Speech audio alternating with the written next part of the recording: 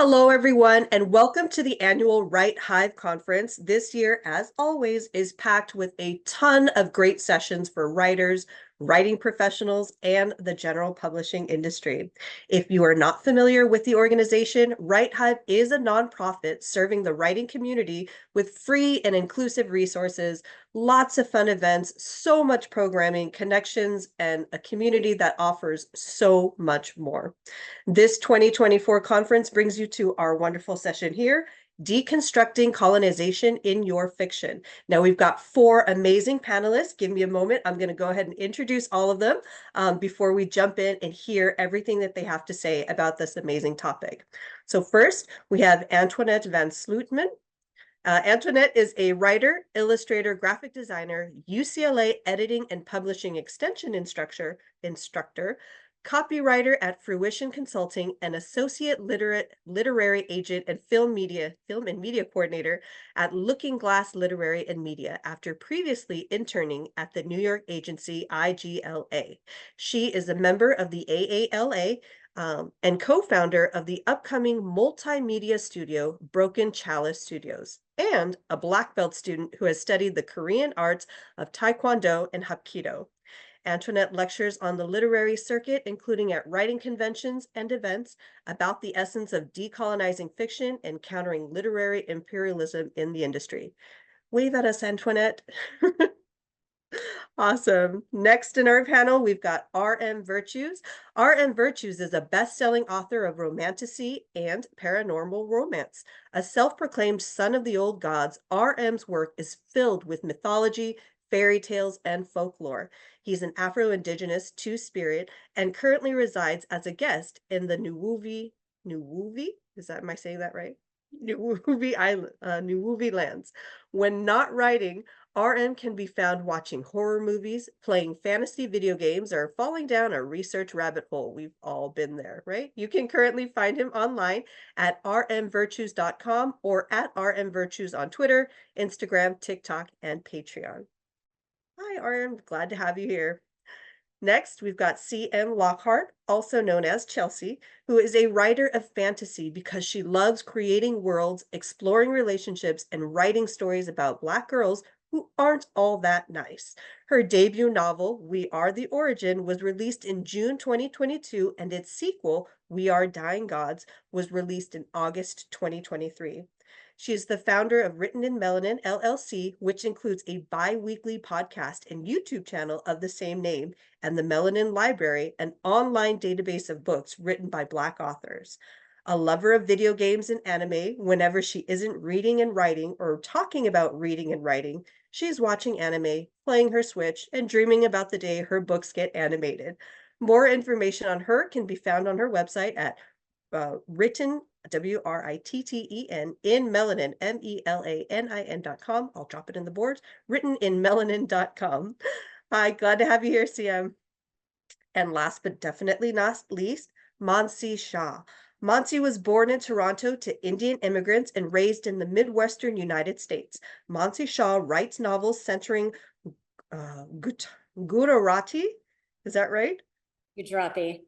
Gujarati characters that speak in generational differences across the Indian diaspora. Her novels include A Good Indian Girl, The Taste of Ginger, and The Direction of the Wind. Now based in Los Angeles, Shaw left her longtime career as an entertainment attorney in Hollywood to travel the world and write full-time. Such amazing profiles. I'm so excited to have everybody here. This topic is something that's definitely near and dear, I'm sure, to all of us. But we kind of want to look at this and take this opportunity to really kind of inform the audience of what do we mean when we talk about colonization in fiction, and why do we feel like this should be an issue?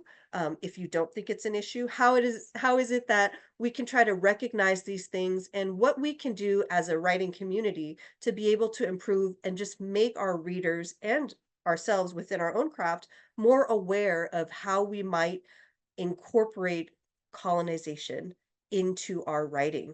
So my first question for the panel is, in your own words, can you define colonization in fiction? I'm going to start with Mansi. Yeah, that's such an important question. And I think the answer is different for everyone. But I think for me, it's really writing in a way that highlights the authenticity of the characters I'm writing. So I'm writing from a Gujarati POV.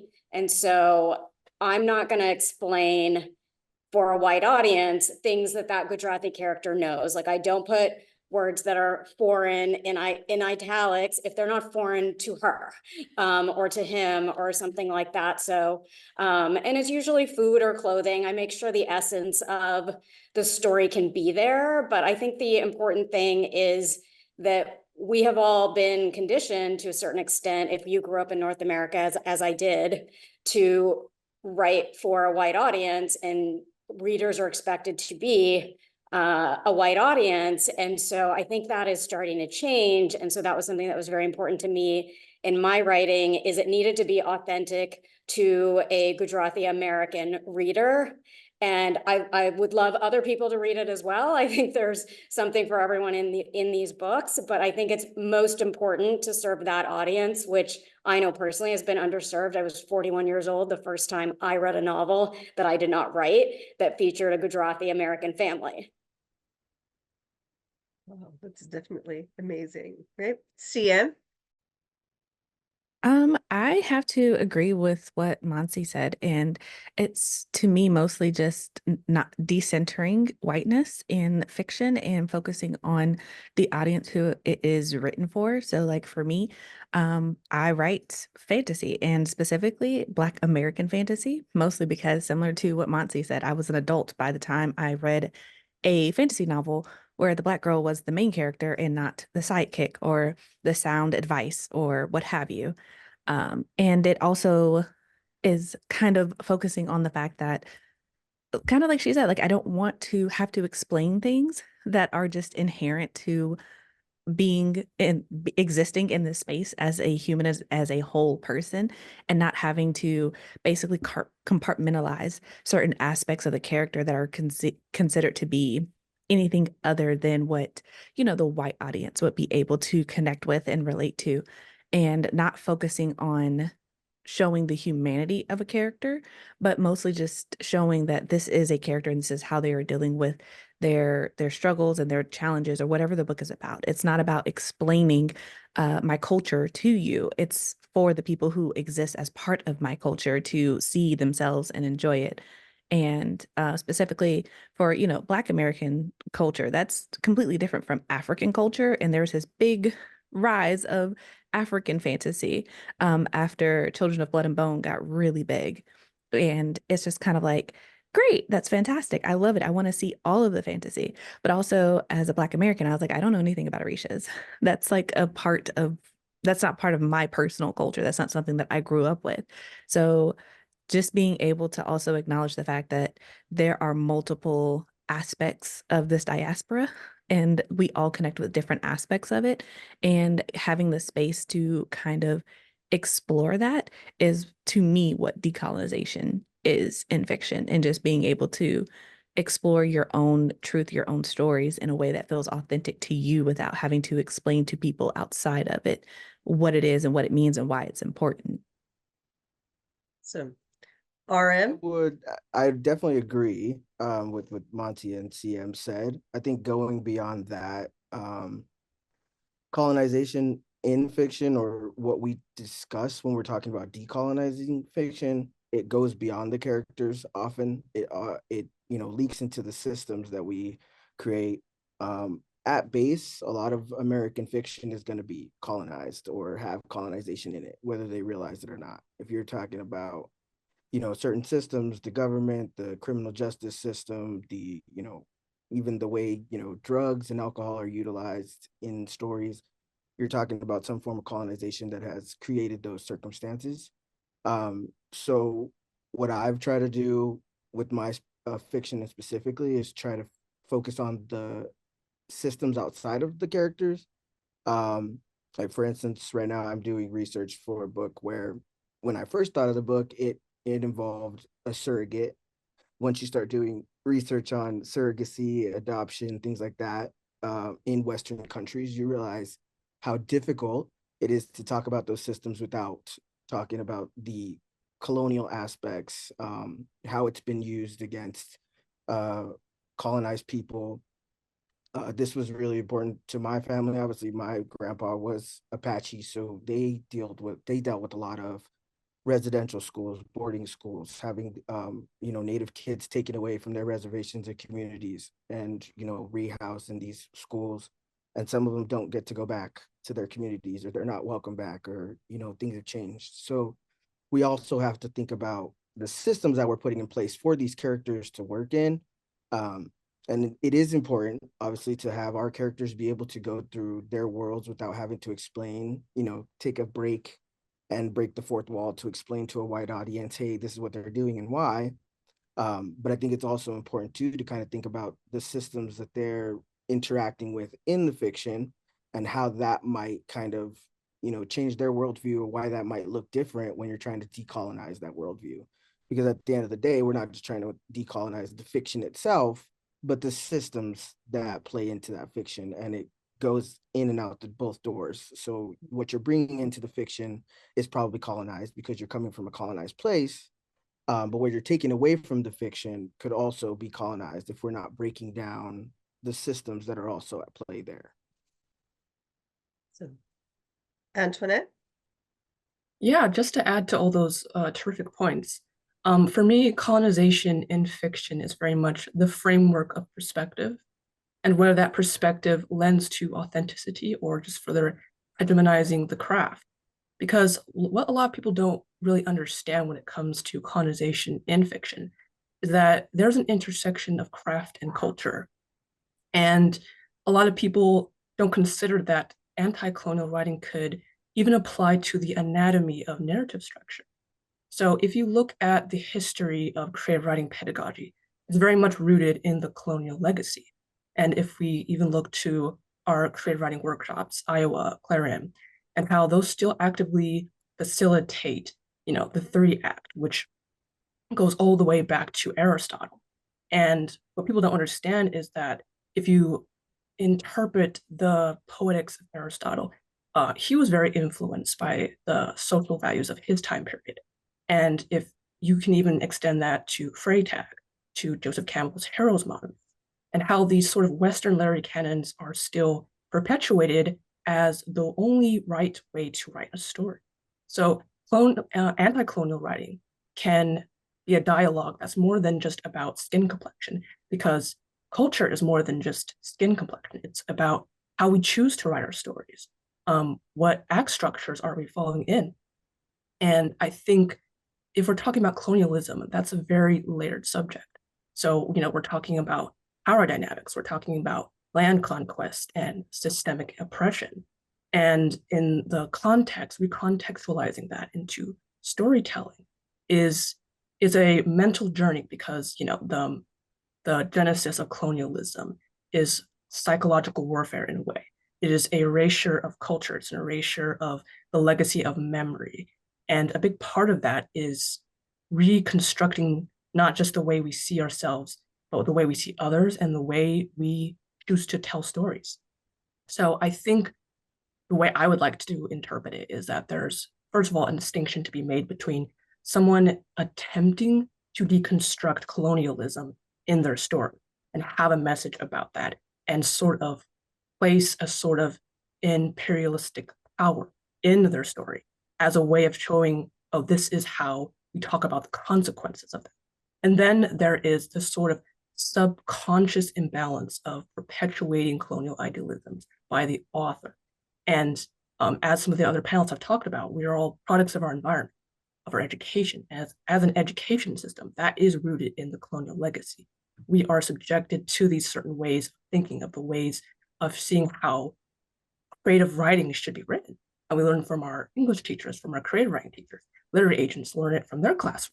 So if at the crux of all this is the same sort of paradigm of what's right versus wrong when it comes to writing stories, we're all actively participating in this sort of way of cultural negligence when it comes to writing stories.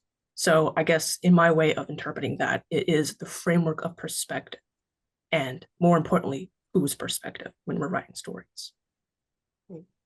Yeah, I mean, that's definitely like some really, really great points. And when you think of how you have to understand colonization as a framework, um, it's all hindering or based in our language, right? Like we as descendants of diaspora, how we're all English is probably not many of our families' first natural language. And yet, even though they are the ultimate oppressors, right? Sorry to sorry to break the news. We're kind of left using the language of the oppressor, trying to free ourselves and liberate ourselves from it. Because if you don't understand that language, or if you don't have a grasp of that language, it's really, really difficult because for you to be able to share or change or break those stories. So you're stuck in a weird cycle of using the language of the oppressor to try to liberate your own culture, in order to shine the light and reclaim what you want your identities to be. So we're stuck with a really hard challenge as writers, when we have to try to conscientiously deconstruct colonization within our own writings. But as we kind of think of current ways that we are seeing these, how do you suggest readers recognize colonization when it is represented in fiction? CM, I'm going to start with you. I think it's I don't want to say personal responsibility, but I think it's also somewhat lending itself to the conversation of reading diversely and having some point of framework to recognize that one, all stories are not the same, and that stories written for, I'll say, people who do not look like the target audience. And for the sake of this conversation, I'm gonna say generally that the target audience is generally accepted to be, white people, right? So it's understanding that there are stories that target people outside of that demographic, and realizing that there are going to be things in the story that are going to be outside of your personal referential framework when you're reading, and making space for that. And when you are reading, understanding that when you hit those roadblocks, because they will show up, they happen for everyone. Like, even if you are a Black person, if you're reading a book about, Indigenous people, you're going to hit some roadblocks that you've never hit before. If you're reading a book about, South Asian people, you're going to hit roadblocks that you've never hit before. That's the nature of stepping outside of your own identity when you read a book. But making space to respect that, and making space to understand it, and making space to realize, like, oh, I am not the target, but that does not mean that I cannot appreciate the story. That does not mean I cannot appreciate, the characters and all the things that go into making a book what it is. And it's just kind of a personal thing, because like Antoinette mentioned, culture is so much more than just skin color. It's your identity. It is the things that you connect to, and the things that you can kind of see yourself in and relate to as a reader, and how you connect to the story. So recognizing that colonization piece is kind of when you, especially if you are part of the majority, are like, oh, this is outside of me. This is something that I don't understand. And not shutting a book down because of that. That's what I would say, my 2 cents on it. Anyway. Antoinette? Yeah, I completely agree with all those points. And I think, just to add to that, when I think about opening your perspective, it is a journey, like I mentioned, a quest of self-actualization. And that's actually one thing that, yeah, I talk about a lot in my decolonizing publishing class, is what does agency mean in a character? And I think that also can apply to the author as well. And it's sort of that reflection, that journey of decolonizing yourself before you can, put meaning to paper. And I think that's a great way to start, is to expose yourself to that question, to questioning things, decisions, to the way you're thinking. That's how I learn, by asking those questions, to doing more listening than I am talking, to having those kind of dialogue with other authors who come from different backgrounds and different perspectives. And like Sia mentioned, like I love that moment when I'm reading a story from an entirely different culture, and I run into those words I've never heard before, or certain traditions that are just so mind-blowing to me. And I use those opportunities to really think about things like, wow, like this is completely normal for this author. I wonder like what else I can learn from this. A lot of people unfortunately don't go into it that way. They sort of want to use that opportunity to project a way of thinking of like, is this normal? And what's dangerous about the word normal is that sometimes we often perceive an attack against what is normal as an attack against ourselves. And again, that is that sort of subconscious internalization of what colonialism has taught us. And I think that's what makes storytelling so powerful, is that it lends that opportunity to facilitate exchange of different experiences, of different perspectives of what normal means. So yeah, I just basically agree on that point, is that a good place to start is to question things and understand, the only true wisdom is knowing that you know nothing.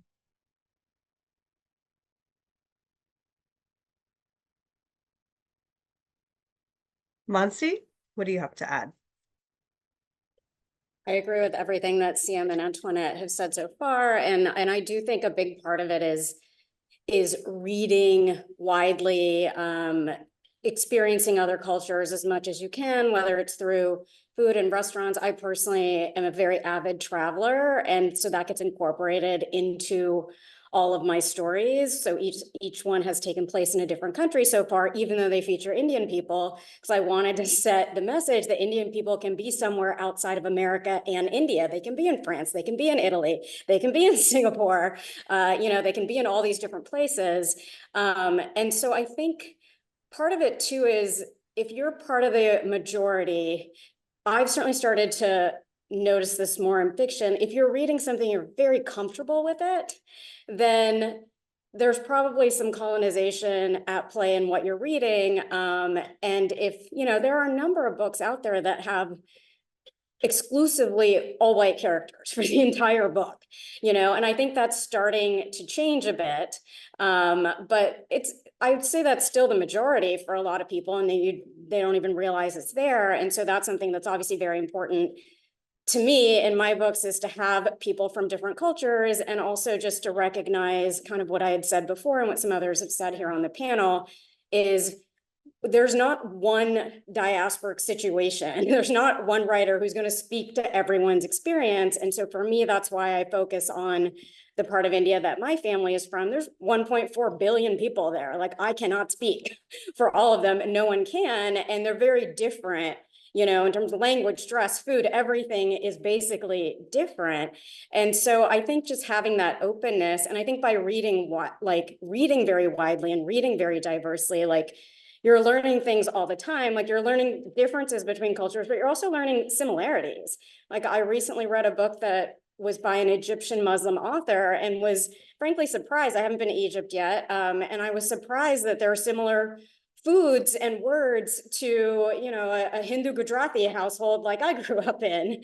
And so I think seeing some of those similarities also helps bridge some of these gaps, because I think we often focus on differences, but by reading widely and reading, a range of authors, I've found a lot more similarities. There's stereotypes like Hindus and Muslims were so different. Well, maybe we're not. So I think that's all part of it.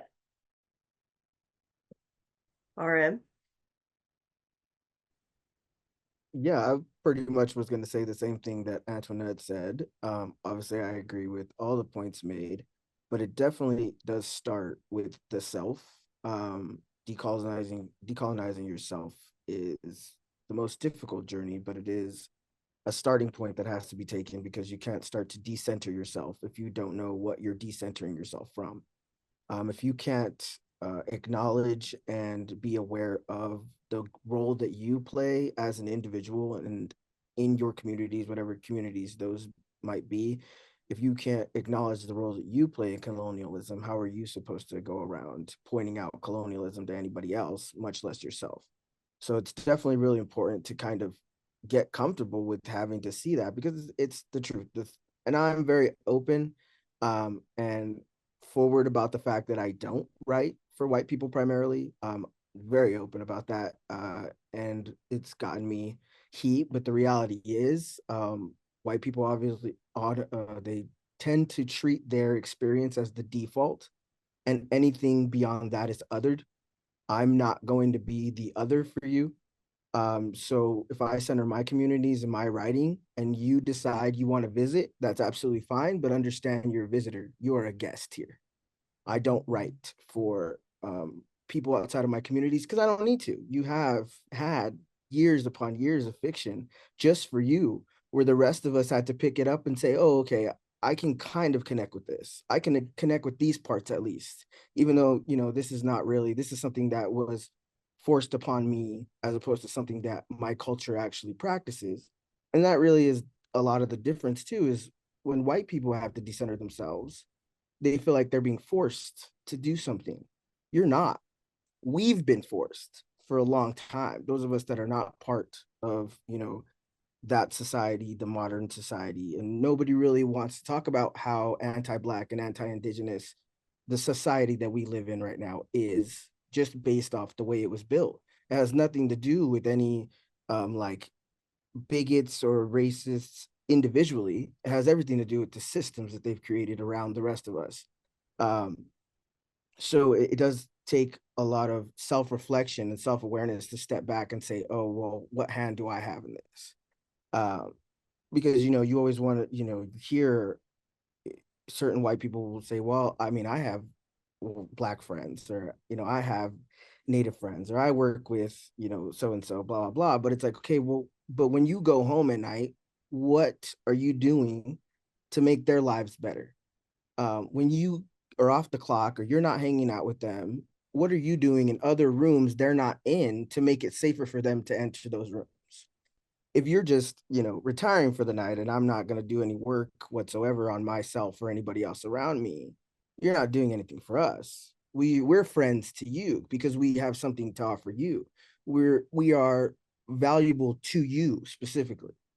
But there's no, consideration for what we go through on a regular basis that you have, given to or helped to uphold those systems that still harm us. So I think it does have to become these conversations have to happen outside of us as the, oppressed or the marginalized, and they have to happen among those communities that are actively still colonizing or living off of colonization. I always try to say both of the words together. But like, to have to try and live in those societies, like if you think, you as white people are struggling, imagine the people that you stole all the resources, time, energy, etc. from, and then look to what you're doing to try and help them. And it doesn't have to be a huge thing. No one's asking you to open a nonprofit or, whatever. But if you can't at least be honest about, oh, well, I have these privileges and I'm not using them in any way to better the lives of people who aren't me, I think we have to ask ourselves that. And obviously a lot of, the US individualism that's going around right now, that's harmful to that idea of this, well, I don't owe anybody anything, so I don't have to do anything to help anybody. It's like, that's not true, especially when you get to live comfortably off of the colonial systems your ancestors built. So you obviously owe somebody something. You just have to find the bill and learn to, pay it. Otherwise, we're going to be in the same place. So I think it comes down to definitely looking at yourself, saying, and we all have work to do. We have various types of work to do, each of us, but to be able to go home and sit down with yourself and say, okay, I see where, this is harmful, et cetera, whatever.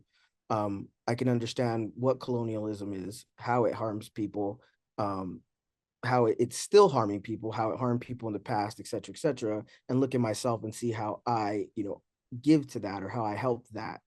I have to be able to do that before I can go around saying, oh, this is colonialism, this is colonialism. So it definitely has to come from within first before we can go outside and say, I know what I'm talking about.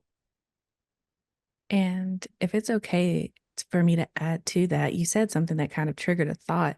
And I think it's also when we're talking about colonization and how, as readers, you can kind of identify it, it's also coming from the standpoint that a lot of the authors that you see in this era, this generation, as you said, have grown up forced to read and interact with books that do not center us. So the lessons that you, and I say you collectively, right?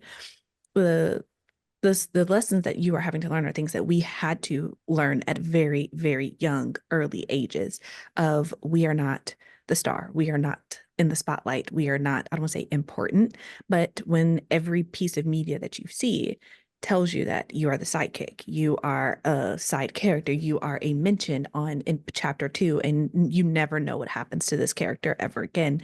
And that is your lived reality from the time you can read to the time you can write your own stories.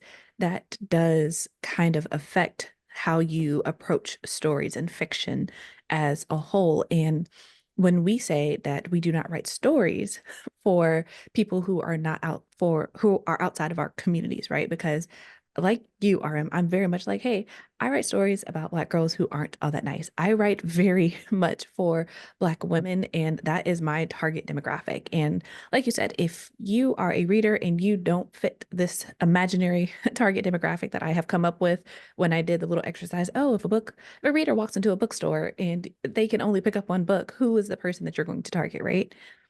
If you're outside that demographic, that's cool. Please pick up the book, enjoy it. However, understand that there are things in there that were included that were not made for you. It's cool if you enjoy it, but it's also perfectly fine if you don't.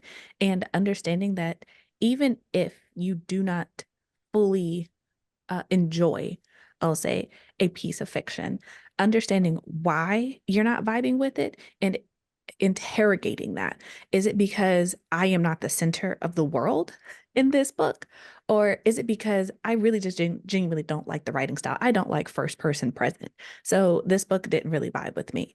That's a valid critique. If it's because, oh, there was only one or two white characters in the book and they were not the main focus, if that's the reason why you didn't vibe with the book, that's colonization. And that's something that you should really sit with and start picking apart because like RM said, we all have a role to play. And it's very important, especially when we start talking about, having more diversity, because Mansi said it too. And I'm sure anybody who reads books in 2024 can kind of see the shift of diversity. And for a lot of us, we're like, great, this is wonderful. There's space for us. But there are also a very large, very loud, I'll say, demographic who are like, there's no longer space for us because they want them. They make us the other. And I use them, you, us, all very generalized, right?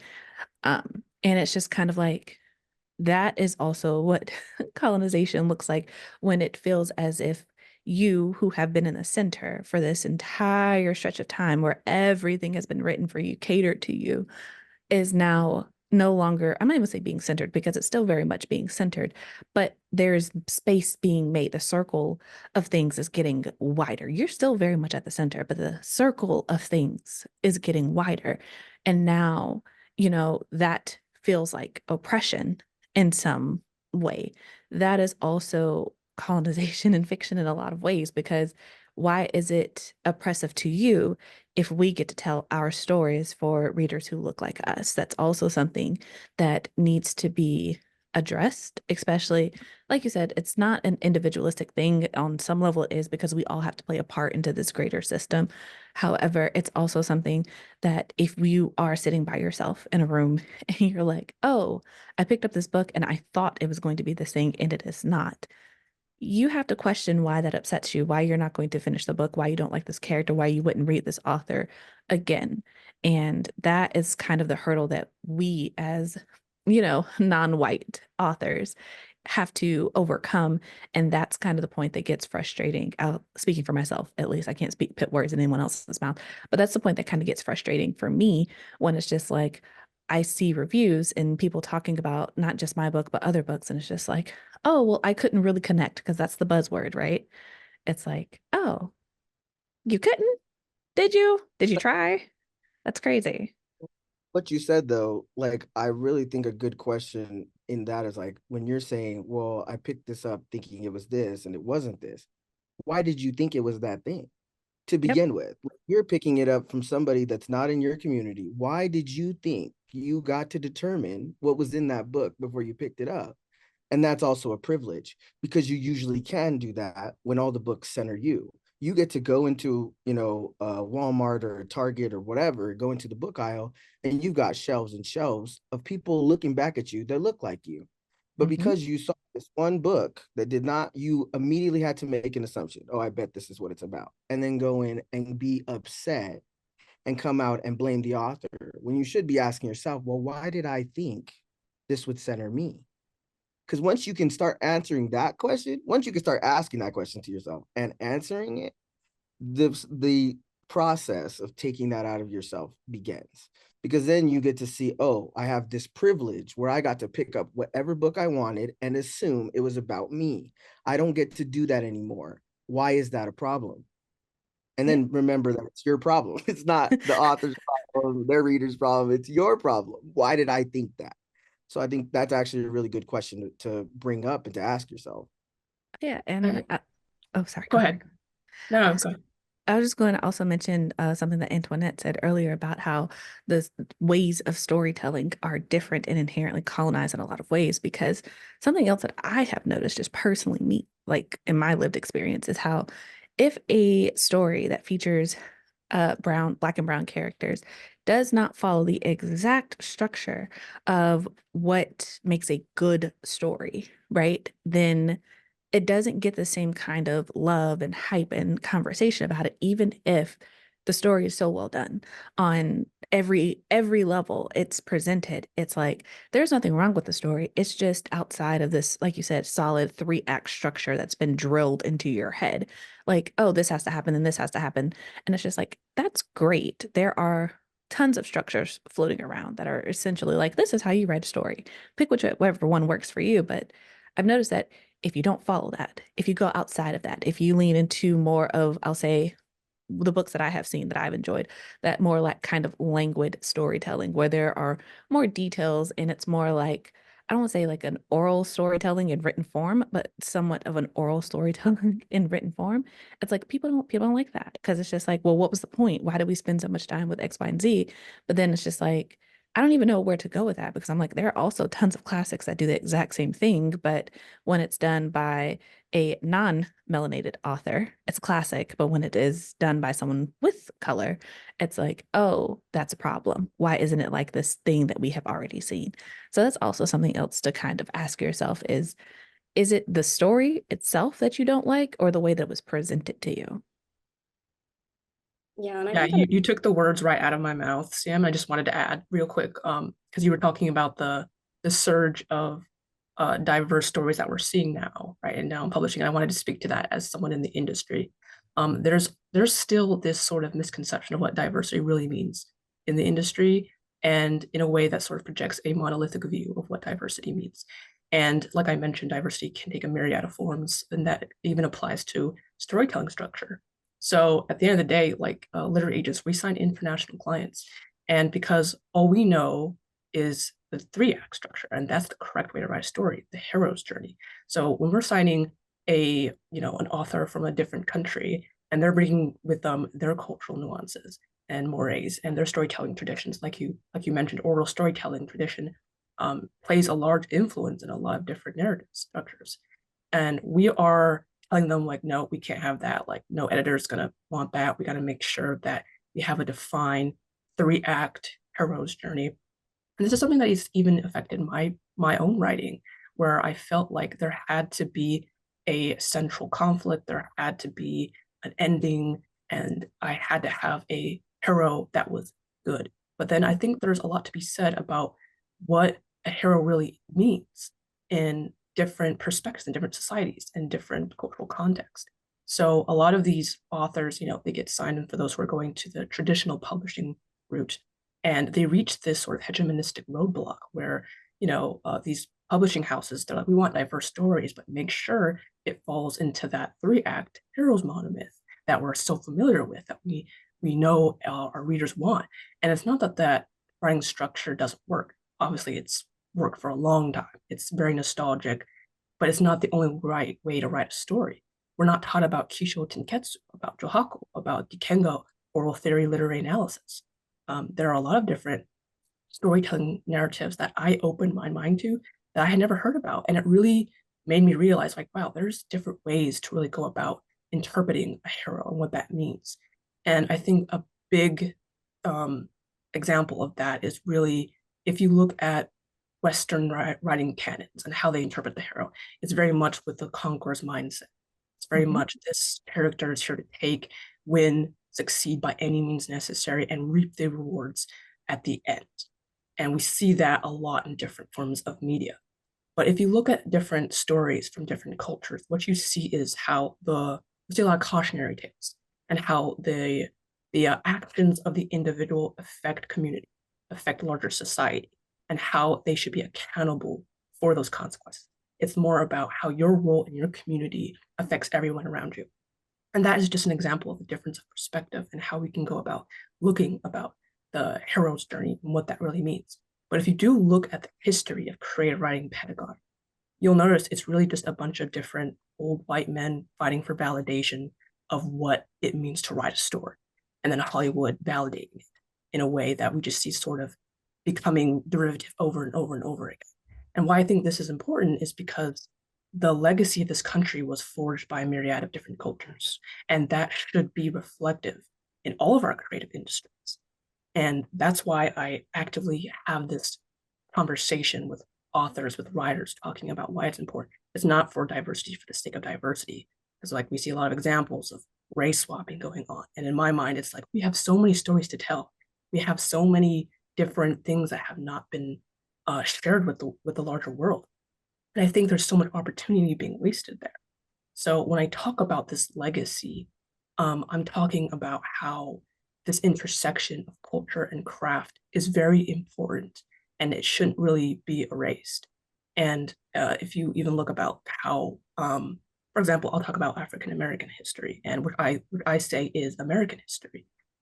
We cultivated these lands and we made it our own. So when we're talking about identity, we're talking about how we don't just reinterpret craft and do the same thing that white creatives do. We take it and we make it our own. We add cultural context, speaking particularly for the diaspora lens. And for me, that just lends so much opportunity, like a lot of the panelists have been saying, to learn, to bridge gaps. And that's what I think is very important about storytelling. But I just wanted to speak to that point, CM, about what diversity means in the industry right now and how we're really just raising the surface.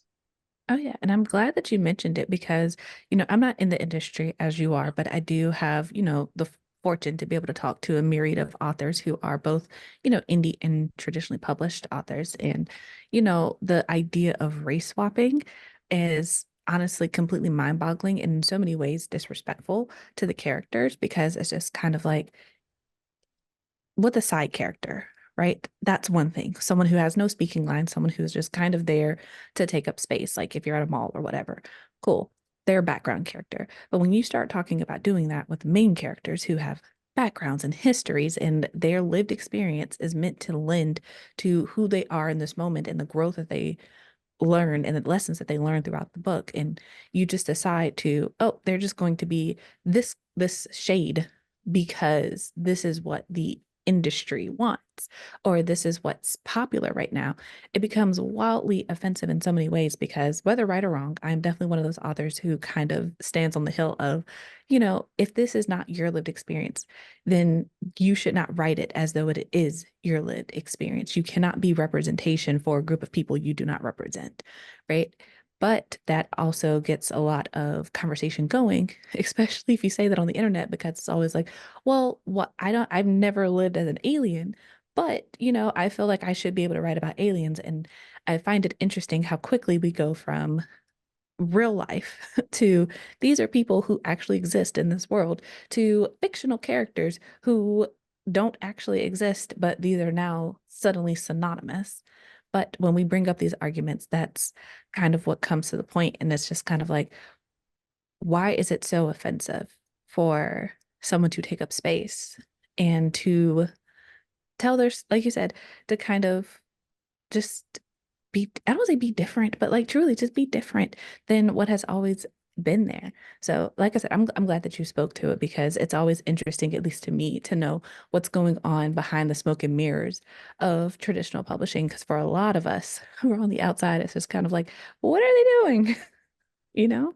Yeah, I have a lot of thoughts on the race swapping, and I think just to add to that, it's it's a strategy. It's a business strategy as well as a way of getting, diversity committees off their back. So if you think about it, instead of Hollywood in general is taking less risks. So instead of taking the risk of investing in a new idea, in a new project, in a new story, let's just take a pre-existing franchise that we know has a fan base and just, swap some melanin on them. That way we bring a whole new audience to that pre-existing fan base. We're bringing in the Black audience into it.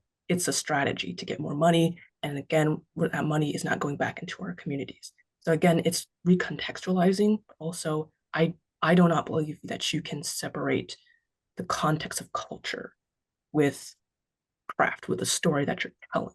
So yeah, I have a lot of thoughts about that, but I know we have to move forward. So yeah, I could talk about But this for a long time. I would definitely say that divesting from Hollywood is a part of decolonization. I think Hollywood is definitely an arm of the of imperialism, and it's helped to spread Western propaganda as long as it's been alive. So I definitely think that celebrity culture, Hollywood, all of that, it has to be divested from. I've had my own issues with trad pub or going into it or not going into it, etc. Uh, I am happy to say, like, my first traditionally published book it'll have Nawa in it, which is my indigenous language. It won't have a lot of words, and I didn't include a glossary. So if you can't find the words online, then oh well. But it is that thing of, I do feel like those traditional systems are where we're all trying to go. uh, it's better to divest than just rebuild the table, build your own tables, indie games, indie books, indie, where we're doing it as co-ops and communities. I think that's the key to moving away from these systems that are upholding colonialism. Like, that's what it is. So definitely not surprising that Hollywood does what it does. I mean, we've talked about it a lot right now, especially when we're talking about Disney and Marvel and, how they're spreading, Zionist and American propaganda, and how we're trying to divest from that. But what they do is they'll give you a movie like Black Panther and say, well, here you go. Don't you like us now? Are we doing what you're asking of us? So then people continue to give them more chances and go back and go back. And I'm not one of those people. I would be the first one to say, like, they're giving you crumbs. So you'll continue to pray in their, pray at their altars and say they're worth keeping around and we should give them another chance, and et cetera, et cetera. But the reality is, like, they're playing you, they're playing all of us.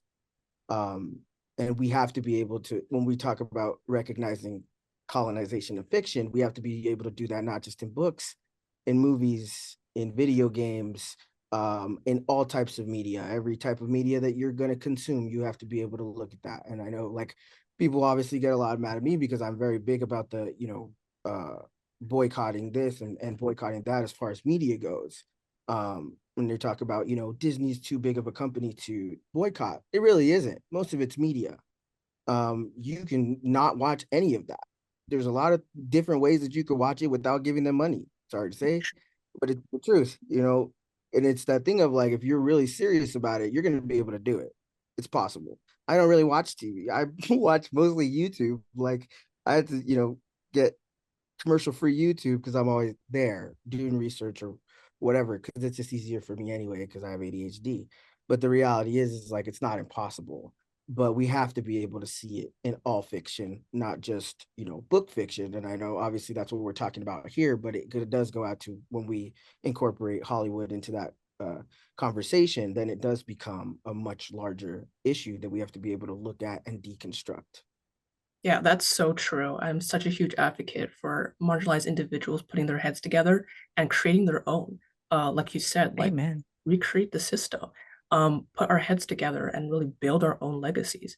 And I love what Jordan Peele is doing, because we thought we saw all there was to horror until Jordan Peele started, dropping movies that kind of gave us a whole new lens into what horror meant in the diaspora perspective. And that's just one example. One of my long-term goals is to create my own multimedia studio with my sister that has the branches of art, writing, and film for Black and Brown women. And that's coming from someone who's in the industry.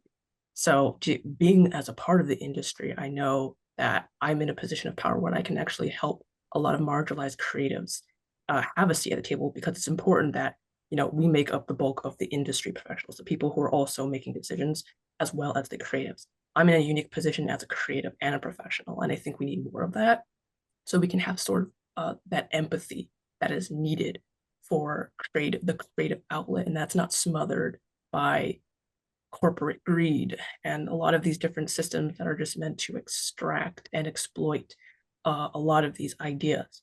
So absolutely, just wanted to say I absolutely agree with that idea, and that we need to do more of it. We need to stop going to Hollywood with our hands out asking for, like, what about me? What's next? Like, what about this representation? Because that money is not being funneled back into our communities. It's, at the end of the day, it's going to a majority white owned studio, and it's just facilitating the same problem. Oh yeah, Mansi, I think you wanted to add, sorry. Mansi was like, it's like, I see she was waiting, so it's like, there's something you wanted to add to Yeah. it. No, and I think I had, my career was in Hollywood before this, so, you know, around the storytelling and all of that, and I worked at 2 of the major studios. And I think it's storytelling in general, right? Like, I agree. I think RM said, I think Hollywood has contributed so much to stereotypes and sort of biases around the world, because for better or worse, Hollywood is in every single country on the planet. It has garnered that reach. But I think the other thing, just having been on the studio side for a number of years too, and even in books as well, I think we also have to look to the actual story. So just because you have a person of color telling the story doesn't mean there's not colonization in it still, whether it's unconscious bias that we've all picked up because we're all a product of it, or it's business. You know, they may have someone giving them notes saying it has to be this in order for it to get published, or it has to be this in order for it to get produced, or whatever it is. And so there is a lot of that, because certainly in Hollywood, and I think in publishing, there's a lot of, we want to tick the diversity box, but that doesn't mean we're actually telling a truly authentic, diverse story. And so I think just because you see a person of color on one side of it, I don't think that's where the analysis and the critical thinking ends. I think you still have to look to the story. Like, there are a number, you won't find this in any of my books because I'm aware of it, but you won't find the woman of color ending up with the white guy or the white savior. You're not going to find that trope in my books. There's plenty of books that have that trope, but I don't need to perpetuate that. Like, as I was a psychology major, I'm like, something is at play when there's something disproportionate happening in the world. And so I don't know what the societal answer to that is, but it is disproportionate. And, you know, we need to ask ourselves, why is that trope so common? And why has that come to be? But there's so much content, whether it's books or film or series, that have a lot of these tropes, even when they are produced or authored by people of color. So I think that's something to continue to look critically at. agreed. And I think it's not only about evaluating, you know, the author, right? Because yes, how do I, as we like to say in the South, I don't know if they say it other places, all skin folk ain't kinfolk, and everyone hasn't done the work. And like Mansi has said multiple times, we are all a product of our environment. We all have to do the work of not only just seeing it, but also doing the work of removing it in not only just the books that we write, but in how we interact with the world. Because, you know, RM said something, and again, it triggered a thought, and it's just kind of like, you know, Antoinette added to it. And it's just kind of like, you know, as an author of color, or just a person of color navigating, you know, the world, it's like you kind of have to be really mindful of the tables that you try to sit down and eat at, in the sense of, you know, where are you going to try to promote your works? Who are you going to Hollywood? Are you going through traditional publishing? Are you going through these systems that have been put in place that are doing exactly what they were put in place to do, which is to push, you know, a culture that is not yours?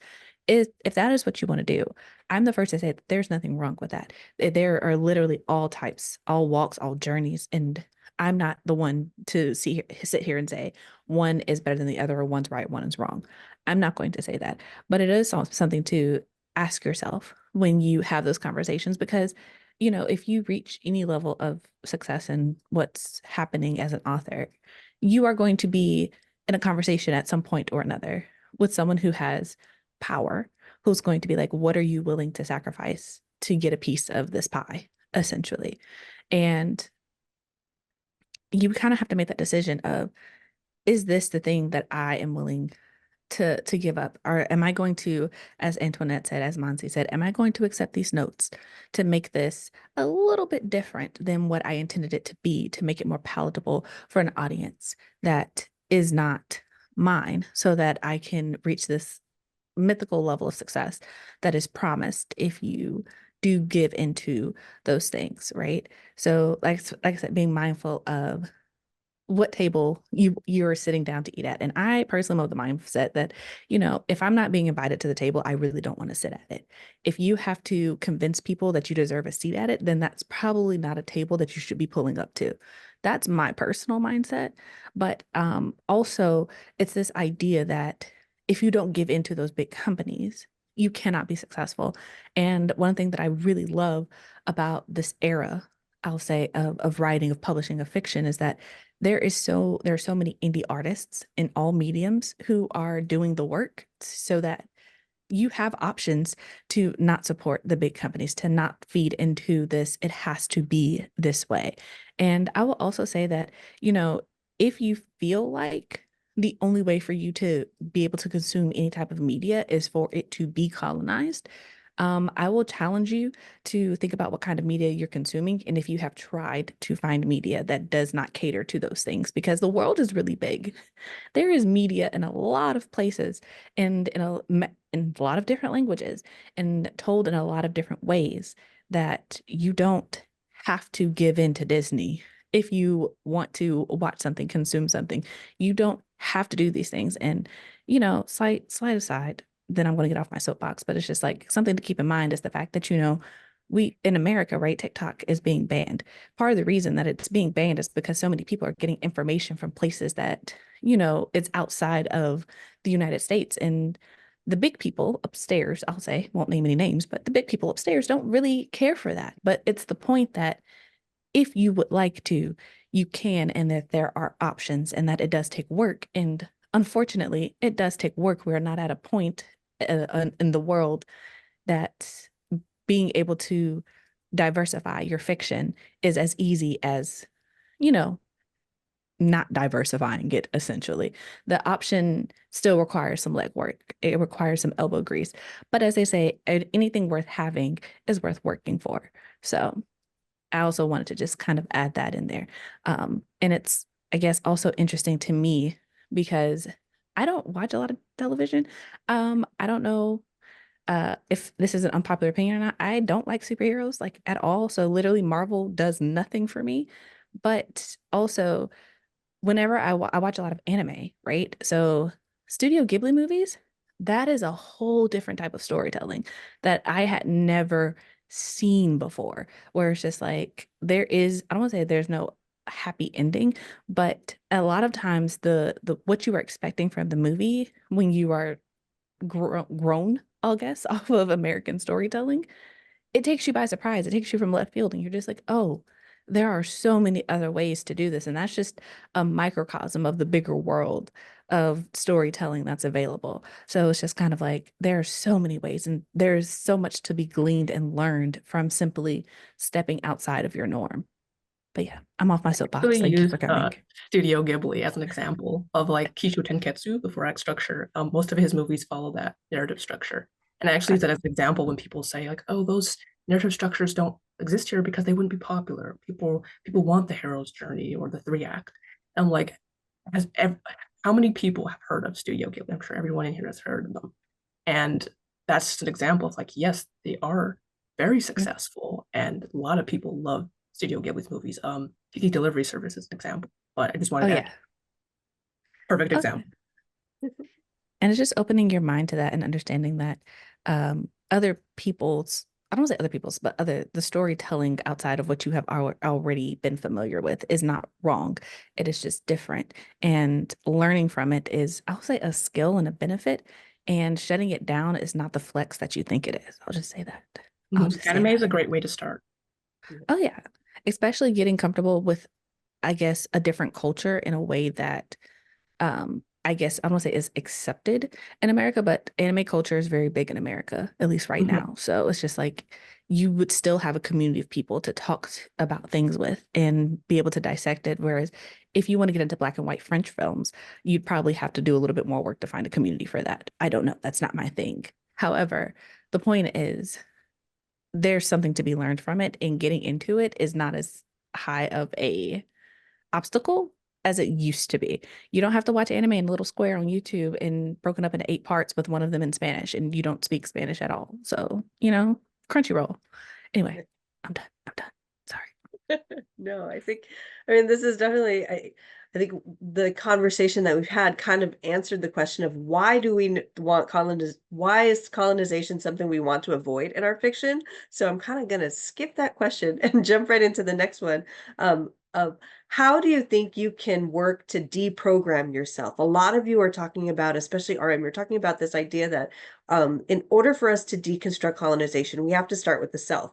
So how can we as creators and writers work to deprogram ourselves from some of these ideas when we're in that creative process? So RM, this seems to be kind of like in your wheelhouse. So I'm going to start with you on this one. Well, I mean, it's something that I've talked about a few times in different or various settings. But the first thing I always ask someone when they ask me how to start decolonizing themselves, I ask why. Why are you doing it? Are you only doing it so you can write fiction that sells money to colonize people? Um, are you only doing it because you're trying to get something out of it in another setting with another community, et cetera, et cetera? Because I'm not giving away secrets like that so you can play in my people's face. That's a big thing for me. But if you have decided that this is what you want to do, you want to be better. You want to do better for people that you're in community with, because that's usually where it starts, is you being in community with people who understand colonization, not just as a theory or a thought process or thought experiment, but people who have gone through it, who have worked to understand it because they had no other choice and who are now actively fighting it. But the internal process of decolonizing, it does take a lot of, you don't get to talk a lot. You have to listen more than you talk.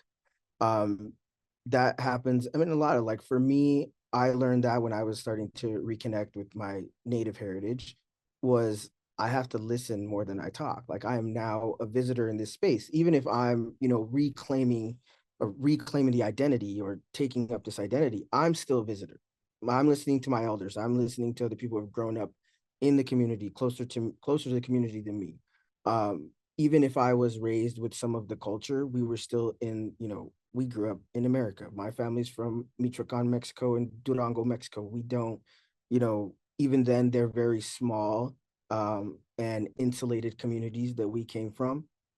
So to try and represent them, how would that, for me, to try and represent them as a whole, that would be ridiculous, because I don't, we grew up in different ways. We had different experiences with the culture, with our heritage.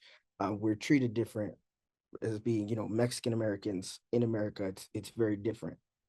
So I still had to learn what they were going through, what their specific struggles were, how they did, went through it different than me. So it is a lot of listening, a lot less talking. It's a lot of research. It's a lot of questioning yourself when you go out to do things that you do, your regular day-to-day routine. It looks like this. Why does it look like this? How am I, using my privilege when you're, whatever you're doing in your life that takes that privilege? How is that used against other people that aren't me? Even if it's not directly, if I'm not directly using my privilege against somebody, how is it being indirectly used by a larger entity against marginalized people? Um, it's a lot of self-reflection. It's a lot of sitting with yourself in a quiet space and figuring out who you are when you don't have to impress anybody else, when you're not around other people to tell you who you are, when you're not around other influences to make you believe something or, take something as fact. It is a lot of finding out who you are when you are by yourself, when nobody else is listening to you. You're not getting outside validation of any kind. It can be a very lonely experience. It's healing in a way. It's healing. It's the same of, like, healing with, from trauma or with mental illness, learning to deal with mental illness, et cetera, et cetera. It's not a mental illness. Colonization is not. But I'm saying the journey there can often be very lonely and very isolated because other people cannot tell you how to decolonize your own life, your specific life. Nobody knows your circumstances. We can give you pointers and tell you what decolonization is and what colonization is. And we can give you these terms and you can take those home and kind of play with them. But it's a hands-on learning, and at the end of the day, and it takes a lot of internal and isolated journeys, conversations, talks, et cetera, et cetera. So it's not really something that can be boiled down to like a 12-step process as much as we would love it to be, because then that'd make it easier for all the marginalized people y'all keep trying to ask to do emotional labor for free. But anyway, it's not like that. So what it is a lot of just learning, trial and error, and listening.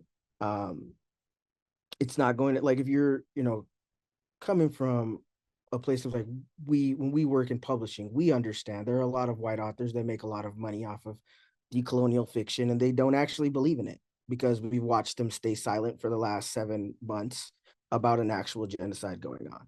So to watch that and then come back to this space and try to talk about decolonizing literature, I've realized it doesn't start with literature. It can't start with literature, right? I can't start you there. I can't tell you this is how to decolonize your literature until you decolonize yourself. And because of that, we have to go back to this. We're listening and learning and understanding that we play a part, whatever part that is. Like obviously we've talked a lot lately about how, American taxes are funding, Zionists and the Israeli entity, their propaganda, et cetera, et cetera. We understand what our taxes are doing now. That's a very small part of America's colonization, right? So you have to branch out from that and go into your individual lives, like what you're doing individually that's making it harder for other people, marginalized people, especially indigenous people, displaced indigenous people, which are Black people, and then indigenous people who live on these lands still, and don't have the same access to help, aid, et cetera, that white people do. And why is that when it's our land, right? It's asking a lot of questions. You're probably not going to get an answer to all the questions that you need to ask in order to start that journey, but to ask them that way, okay, well, why? If you're walking into a grocery store and you're upset the eggs are $7, do you ever stop and ask? Well, obviously, I'm not talking to this room, but like in general, do you ever stop and ask, well, why are they $7? Why is there inflation? What does inflation have to do with X, Y, and Z? It's a lot of connecting dots as well. Like, I think that's really the thing that we talk about too. We're talking about decolonizing the self, is we're talking about connecting dots. Oh, these things are related. Oh, these things all come back to the same root, et cetera, et cetera. But I would definitely say overall, it's a lot of listening, and it's a lot of you have to be in community with the people who are talking about discussing it, breaking it down, and learning to kind of work alongside them as opposed to try to learn more than them and outdo them, et cetera, because that's also an issue that we face in spaces like this, especially organizing spaces, offline organizing spaces. You constantly have people come in and stay for one day, learn something, and then the next day they're like, oh, well, I know this, I can do this, we'll just do that. And it's like, what do you think we've been talking about for 10 years, man? Like, sit down, So you have to understand where you're starting at, two, where you're coming from, and be where you're going, or three, where you're going. And that's if you're trying to go towards decolonization for whatever purpose, or if you really believe in that, and it's not just a thought experiment to you, you have to do the work. The work is hard. The work is not one 12-step program. I can't give you the steps. I can't tell you exactly what you need to do to decolonize yourself, but it is going to be work, and it's going to be difficult. And it's also going to depend on your goals after you learn, what you're supposed to do. If you actually want to help, people, grassroots organizations, etc., they're going to have different needs from you. There's going to be different things that you're going to need to do for certain communities that you're a part of. Like I had to learn, I don't have to just learn what I have to do as part of my native communities. I have to learn what I have to do as part of my Black community, my queer community, and everything between my disabled community. I have to learn how to use that knowledge in those spaces. And it's never the same, it never looks the same in all those spaces. So it's definitely a lot of very like abstract steps that you have to kind of mold around your own experiences, your own needs, your own goals for that knowledge. And you have to listen to the people who you're trying to be in community with as part of these conversations. Mansi? Yeah, I definitely, a lot of that resonated with me, RM, as well. And I think 100%, it's internal work, right? I think all of us have it to some degree. Like my experience is probably different from others on this panel. I'm first generation in North America, so I don't have generations of systemic issues from this particular continent. And for me, my experience is completely different from my parents. I mean, they basically lived like wealthy white people do here, but like in India, so this is, we're not relating on the same level. They were very much part of the majority upper caste Indians. And so I think a lot of it is a balancing act too, that I think changes as you go through life as well. Like I grew up in predominantly white areas as the only Indian family around. And so there was a need to assimilate to a certain degree and have that balancing act. You do what you're comfortable with. As I said, most of my career was spent in Hollywood as a studio exec, and there is a whole lot of assimilation that goes into that process. And it was one of the big reasons that I wanted to move out of that and be writing my own thing. But it's also, I don't look back and wish I had done anything differently, because having had that career and having had that access put me in the position I'm in today to have this second career as a writer, where I can now say whatever I want and I don't have to worry about the repercussions from a larger corporate organization or anything else, because I'm not dependent on that for anything else financially for the rest of my life. And I think that that's a big I think that's a big thing that comes into play when you're writing. It's like, yes, you want to be authentic, but at the end of the day, you also have to look at how much financially you are dependent on that, because it makes an impact. The reality is, if you write authentically and there's a small group of people that it resonates with, you're probably not going to be able to pay your mortgage off of that. And so I think there is still a balancing act that comes into play. And I think at the end of the day, it's sort of, what are you comfortable with as we go through life? Like we're all me being raised in predominantly white society, I'm dealing with internalized racism and things like you're sort of like, oh, as you get older, you realize, okay, these are things that I'm now questioning. Sort of, as RM said, I start questioning, why do I think this way? Why does someone else think this way? And I'm a naturally curious person. And so I think that comes a little bit more easily to me. I feel like as writers, we're all leaning toward introspection and being very observant. And so I think that's the key thing, is to be very observant. I think for me, being observant was a survival mechanism for me growing up. Like that's how I got through every day, was being very observant and learning how to blend in and work with the majority, because it was the only thing I had.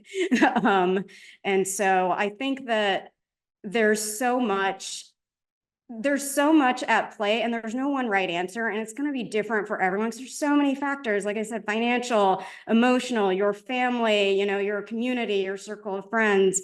But I think at the end of the day, it just has to be something that you can go to sleep at night and you are comfortable with the balance and the line that you have drawn. Antoinette? Yeah, I think my panelists here have covered a lot of the bulk of it, but essentially knowledge is power.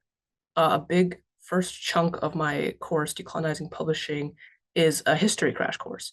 I think really to understand decolonization, you have to understand the historical context of it and the genesis of the colonial legacy. Especially in our educational system, a lot of people don't know that our current Ivy Leagues today were quite literally called colonial institutes.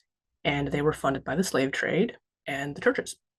And when we're talking about that, we're talking about how these institutions that were trained to train the administrators and the missionaries, and we're kind of funneling very similar curriculums.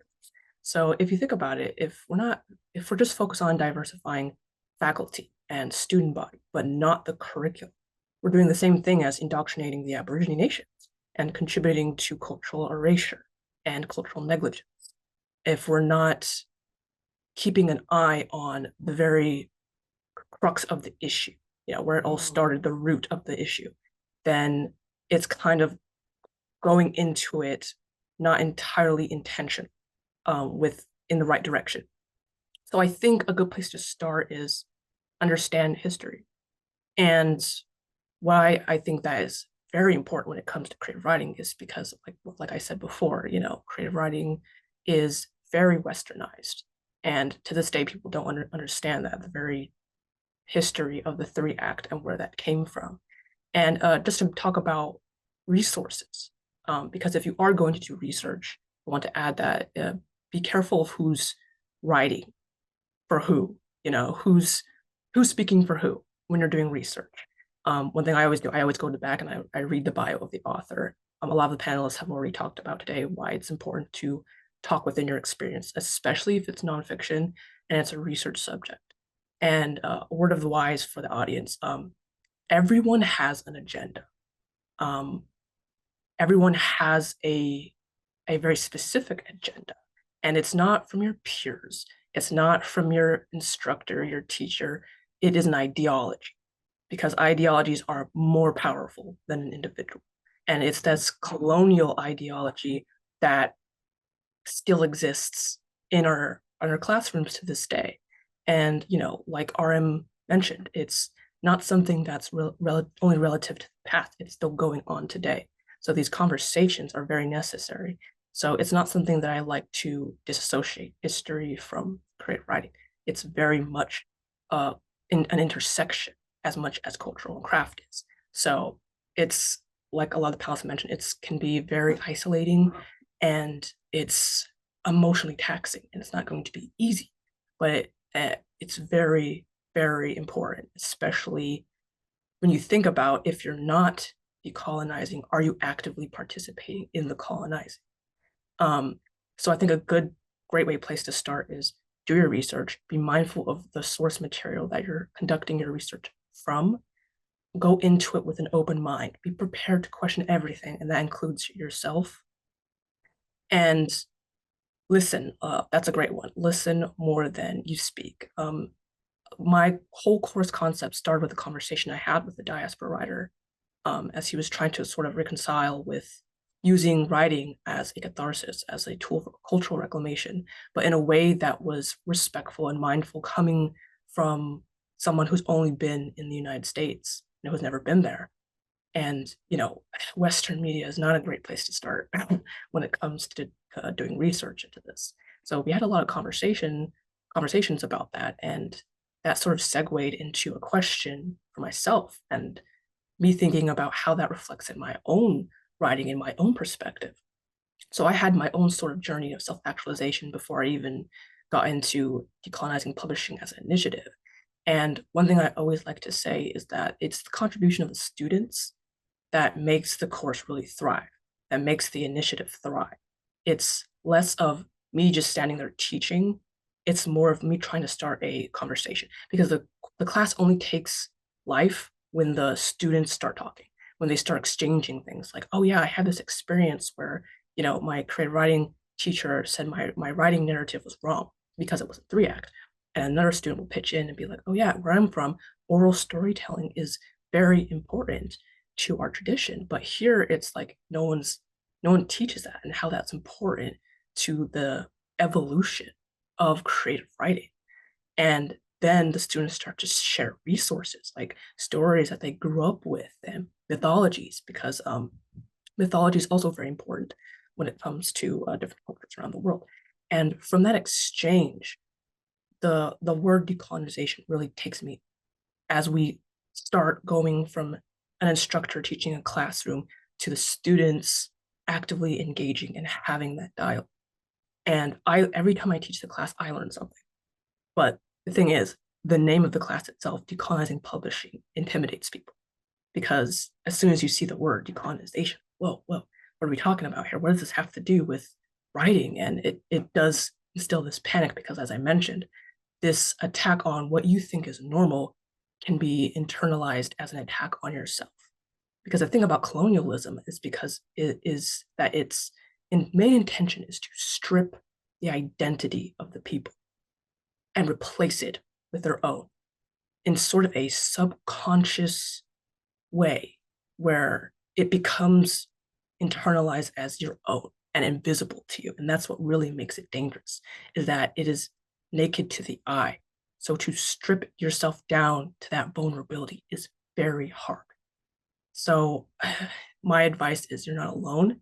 It's going to be difficult, and like Ara mentioned, you're going to put in work to do it. But I guess the best way of going at it is to make sure it's with good intention, and to ask yourself why again. And another example I can think of is Joseph Campbell's famous Hero with 1,000 Faces, where he thought he was going to travel around the world and try to find the universal connection or commonality between all narrative structures. The problem is, he already had his foot at the result before he even began his goal. And that result was everything came from Greek myth, Greek storytellers, Aristotle. He already had his conclusion planned out before he even set out on that book. And you'll notice that this sort of obsession for like Greek and Roman myth is very intrinsic in white male authors. So we have to be mindful of the root of the storytelling structure. The very nature of creative writing pedagogy is still at the center colonized. So we also need to start at the classroom. And a lot of my students are teachers. So they recontextualize what they learn for their classrooms, and the nature of workshops as well. So I like to caution newer writers who are just getting into writing and are trying to learn, and they're starting with how to write books and taking workshops. I always remind them, everyone has an agenda, and it's an idealism at the front lines of that. So ask yourself, what is that agenda? So I guess that's my take on a good place to start and what to be mindful as you pursue this endeavor. CM? Wow, I don't know what I can add at this point. But no, I definitely second everything that everyone has said thus far, especially the part about it starts with yourself if you were trying to take it out of your writing, because whether we want to or not, as creators, we put ourselves into our writing, no matter how far we try to divest ourselves from it or try to be like, this character is nothing like me. It comes from you. There are pieces of you in it, whether you want it to be or not. And even if it's an exploration, it's still a thought or something in your mind that you have to wrestle with. And that is okay. Fiction and writing is meant to be a space for you to explore your thoughts and things in different ways. So when you're talking about decolonizing it, right? It starts with that personal internal interrogation of why. Why this? Why am I one aware of this? Because it kind of has to start there. What gets me, what has set me on this path? What has made me aware of this? And then deciding, is it something that you're simply aware of or something that you actually want to remove from your writing? Because I do want to mention that bringing awareness to something is not inherently a bad thing. It's more so how you handle it and what your intention is behind including it in your works and in your fiction. So asking yourself what it is that you plan to do with us. And if you do want to remove it, start digging deeper into those questions of you yourself and also your work. Why? Like, why am I writing about Greek mythology? Why is there this pantheon of gods? Why is it this patriarchal society? Why is it this capitalistic society? Why is it like this? And as you're asking those questions, using your writing as a medium to question yourself and the things that you have accepted as just, this is just my reality, and start asking those deeper, bigger questions of, okay, do I actually agree with this? What can I do about it? And like RM mentioned, getting involved with your communities and understanding that you are not a passive participant in this life and that what you do has meaning and carries um carries things for other people. I forgot the word that I was trying to look for, whatever. But it's that.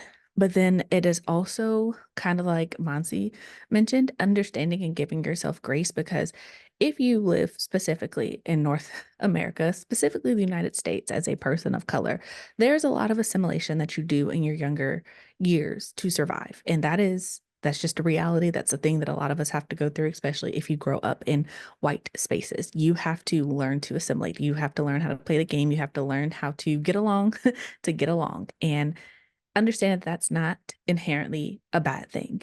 Understanding that you are not Dr. Evil, you are not inherently the problem. It is just a reality that a lot of us have to live in. It's the same reason why so many of us have read books with so much colonization in it, where we are not centered, because it's just a nature of living in a place that does not make space for you. That is okay. But then also seeing that, understanding that, making space for you to, I don't want to say forgive yourself, but just accept that that is a part of how we have gotten to this point.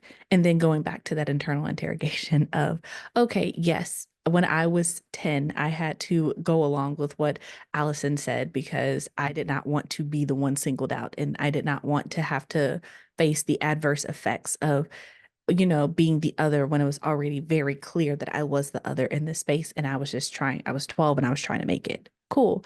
But now we're not in that situation. We're however old, and we are talking about writing stories that are going to have an impact on other people and how they see things and how they process things and how you yourself are going to see things and process things.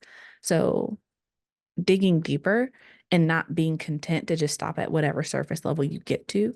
And then, also what Antoinette said, do your research. Like, it's okay to not have the answers, being okay with not having the answers off jump, but recognizing that you don't have answers, that you need answers, and then finding answers from safe and cogent places where it's just like, okay, this can be trusted. And then not just leaving it at, oh, I read a book once that had this in it, but also sitting with it, internalizing it, and deciding what you're going to do with it and applying it to other things.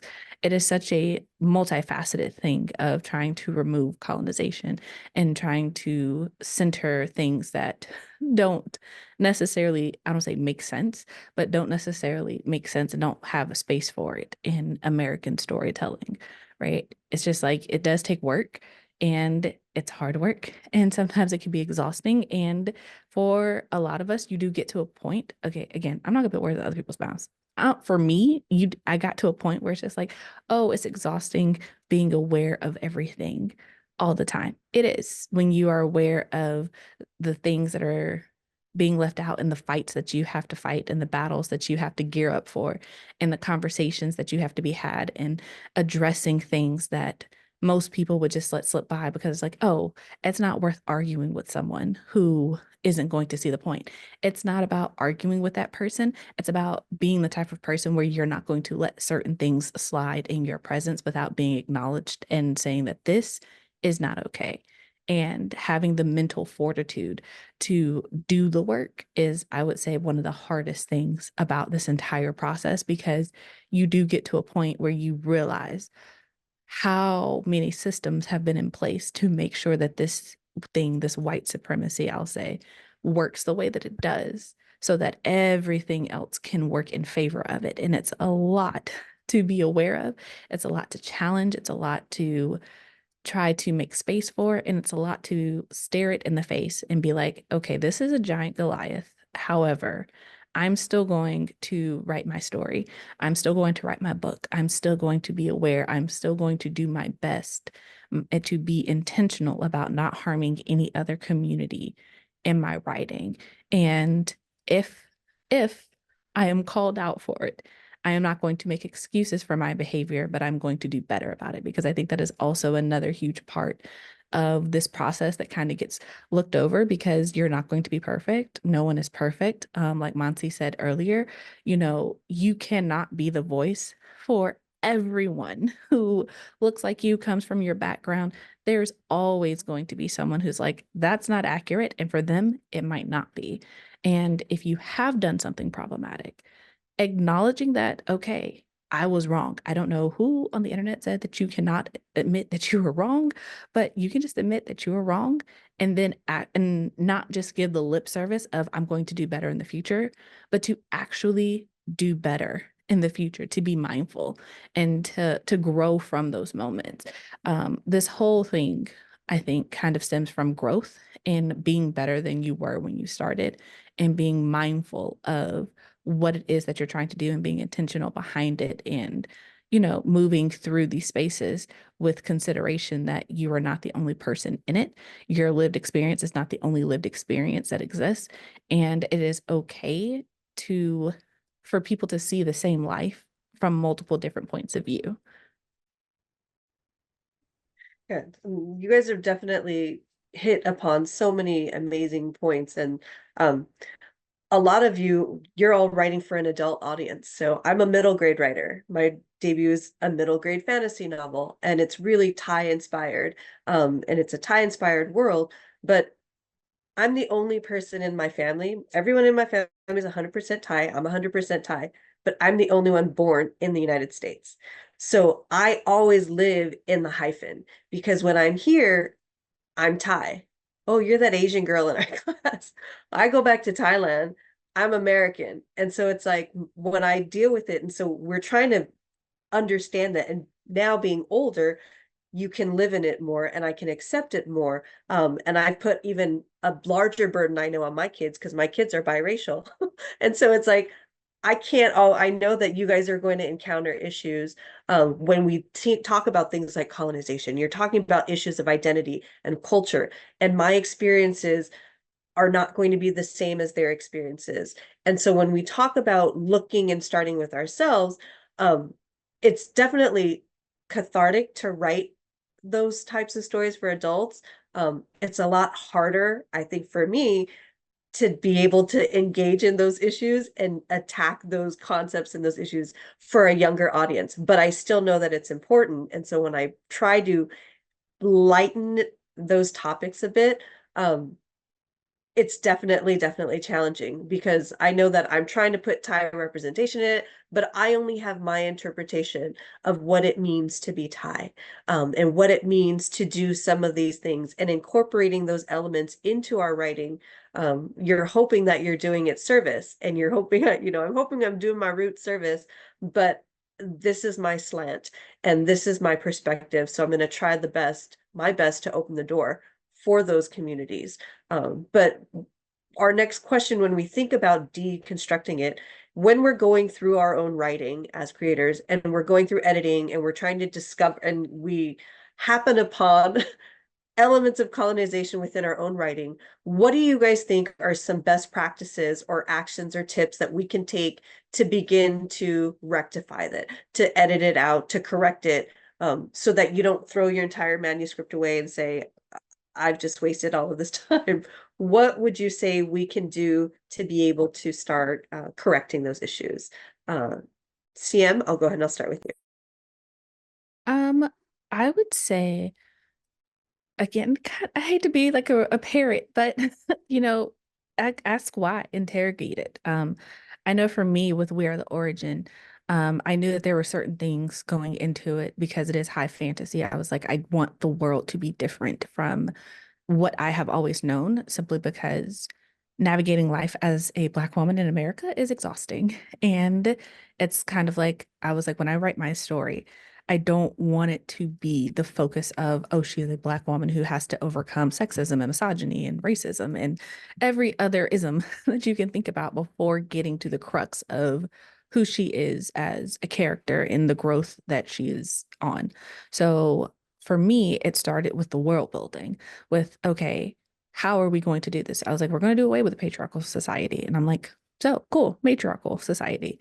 And then it was like, okay, but, a lot of, what we understand as white supremacy in America also is very much based in religion, right? And how it is pushed and taught, and a lot of things are centered around it and twisted, and narratives within, the Christian religion are twisted and pushed onto people to make it seem like this is the one right way, and anybody else outside of it is the issue, the problem. And so, for my book, I was like, we're going to remove that, right? There is the reality that for any society, any culture, right? Religion does play a part in it. Like, even if you go back to like Greek myths or whatever, like what people believe influences how they interact with things. And so for me, when it came to the world building, I was like, I want these gods to be I want these guys to be Black. I want them to be melanated. And the way that the characters in the entire world within this book is going to interact with them is going to be reflective of that. And it's not going to be because, oh, this one country or this one entity came in and decided that everyone was going to act this way. It was more so an exploration of, this is how I see the world, right? This is how I see people interact with, religion and with gods. And what if there was magic? And kind of what I mentioned before of like writing as a space to kind of question things and interact with them and to see them in different ways and to kind of interrogate yourself on the page of what if, right?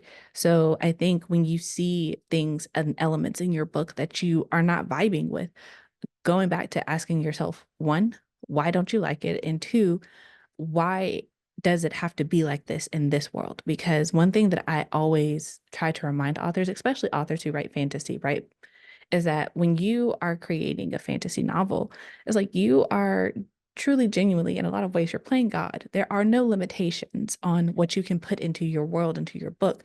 So it's just like, if colonization, if racism, if misogyny is the peak of your imagination, you cannot go beyond that. Then that is going back to what we said before, sitting with yourself, evaluating yourself and being like, okay, what is beyond this? What if we don't have this? What if, et cetera, et cetera, et cetera, et cetera, asking those deeper questions. And so when you start talking about taking it out of your story, I am always a proponent of, after questioning yourself and questioning your work, questioning what you would like to do about it. Are you taking it out of your story for the effect of, I want to explore a world without these things? Or are you taking it out of your story so that you don't seem like the bad guy because you don't want to be the problem? Because those are also two very different reasons to try to take something out of your story. And if it's something that you are just trying to not be labeled as the bad person, I don't know how to help you with that, honestly, because it's just kind of like, if it's not an internal motivation and it's just how people perceive you, that's going to be really hard to, one, identify in your story, and then B, pinpoint it and take it out, and then C, find a way to make your story cohesive without those elements if you don't genuinely believe that they don't need to be in the book. But if you're looking at it from a point of, I don't want to perpetuate these ideas, I feel like when you create those gaps, that is where I don't say your imagination, but for lack of a better word, that's where your imagination starts to come in and be like, what would a world be like without it? And, there are lots of songs, and I'm kind of dipping into music a little bit here, but there are lots of songs that are like, what if the world was a completely different way? And I don't know if we vibe with Lupe Fiasco anymore as like as a culture, but he does have this song that's called All Black Everything. And then he just talks about if the world was completely different, how things would have gone and how things would have played out. And I think when it comes to fiction, right, you have to leave space for that. Like, what if Barack Obama wasn't the first Black president? What if slavery hadn't been a thing and an entire culture of people hadn't been set back for 400 years? What if capitalism wasn't capitalism? What if people genuinely wanted to help other people and there was a space for that? And the things that we complain about are missing for marginalized people, what if those things weren't missing? What other problems come to the forefront? What other ways do you navigate the world? What other things are in your story that then need to be addressed, because there will always be a conflict. In every utopia, it is somebody's dystopia. So there's always going to be something that needs to be addressed. It's kind of like if you as an author decide that colonization isn't going to be the thing that you're going to address, you kind of have to pick a new problem. Like, what is going to be the new conflict in your story? And then once you have that, center that, focus on that. And for me, with We Are the Origin, the conflict is more so with the gods and how the characters interact with them, and less of, oh, we see this Black woman and we decide that, oh, she is unworthy for whatever reasons, because arbitrary, right? That's not a thing that happens in the book. And the way that the characters interact with each other are completely different because of that. So also understanding the repercussions that come from whatever you change in your story when you do take it out, because another hill I will happily die on is that every story should have ripple effects. So you shouldn't be able to just change one thing and it not affect the rest of the story. So if you are taking it out of your story, after you have written the draft, kind of go into it with a mental fortitude to understand that your entire draft is about to change, and hopefully it'll change for the better. Awesome. Mansi? This is such a great question. Very interesting for me because in my upcoming release that's coming out this September, I actually have a storyline in there about whitewashing and racial bias in the publishing industry, and I am traditionally published.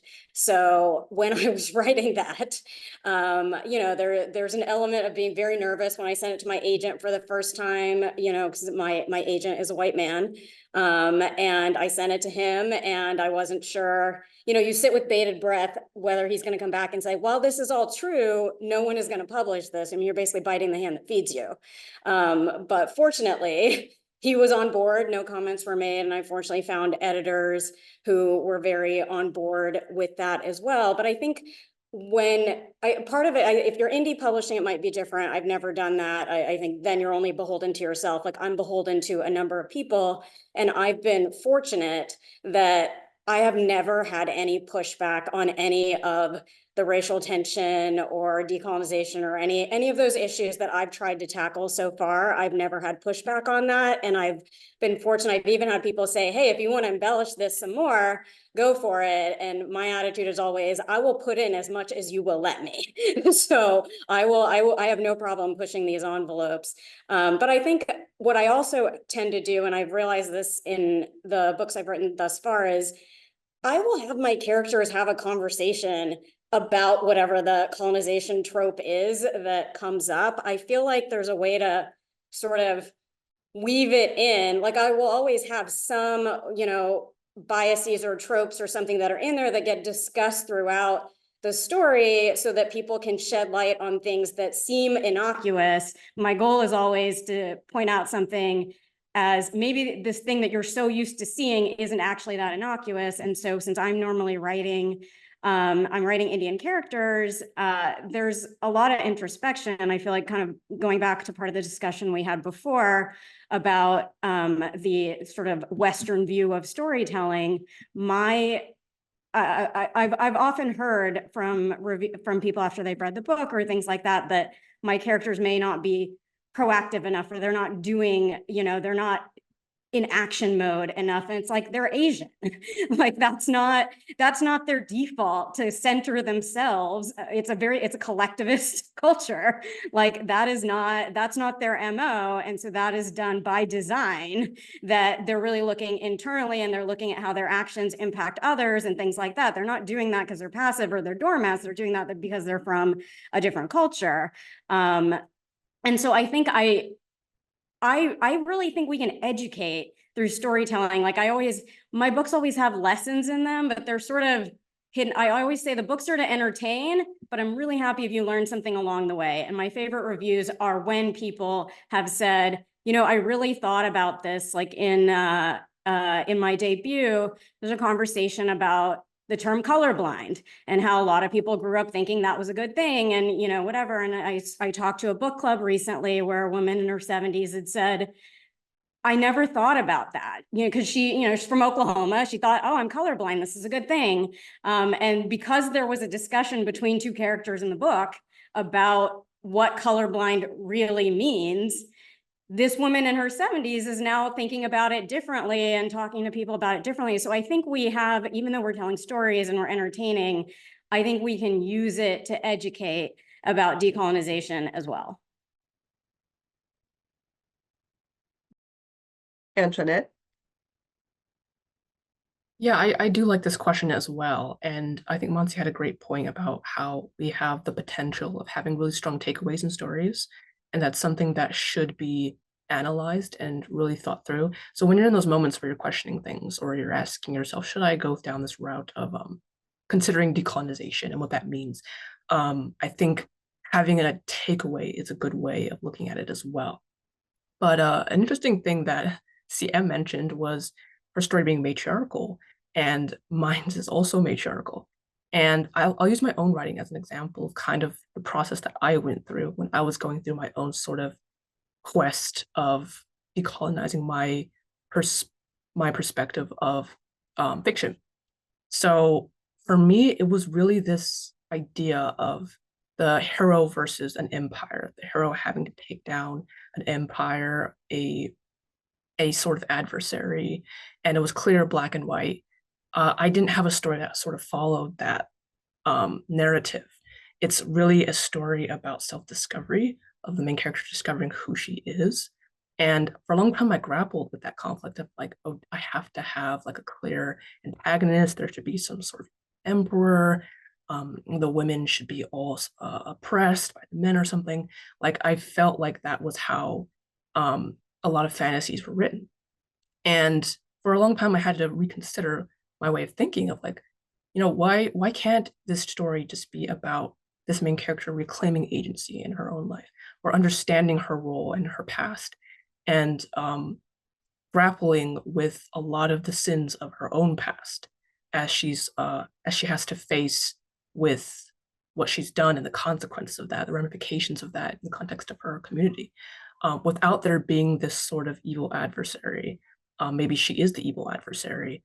For me, that was a conversation that I had to have with a lot of different people, but also sitting with myself and thinking about that.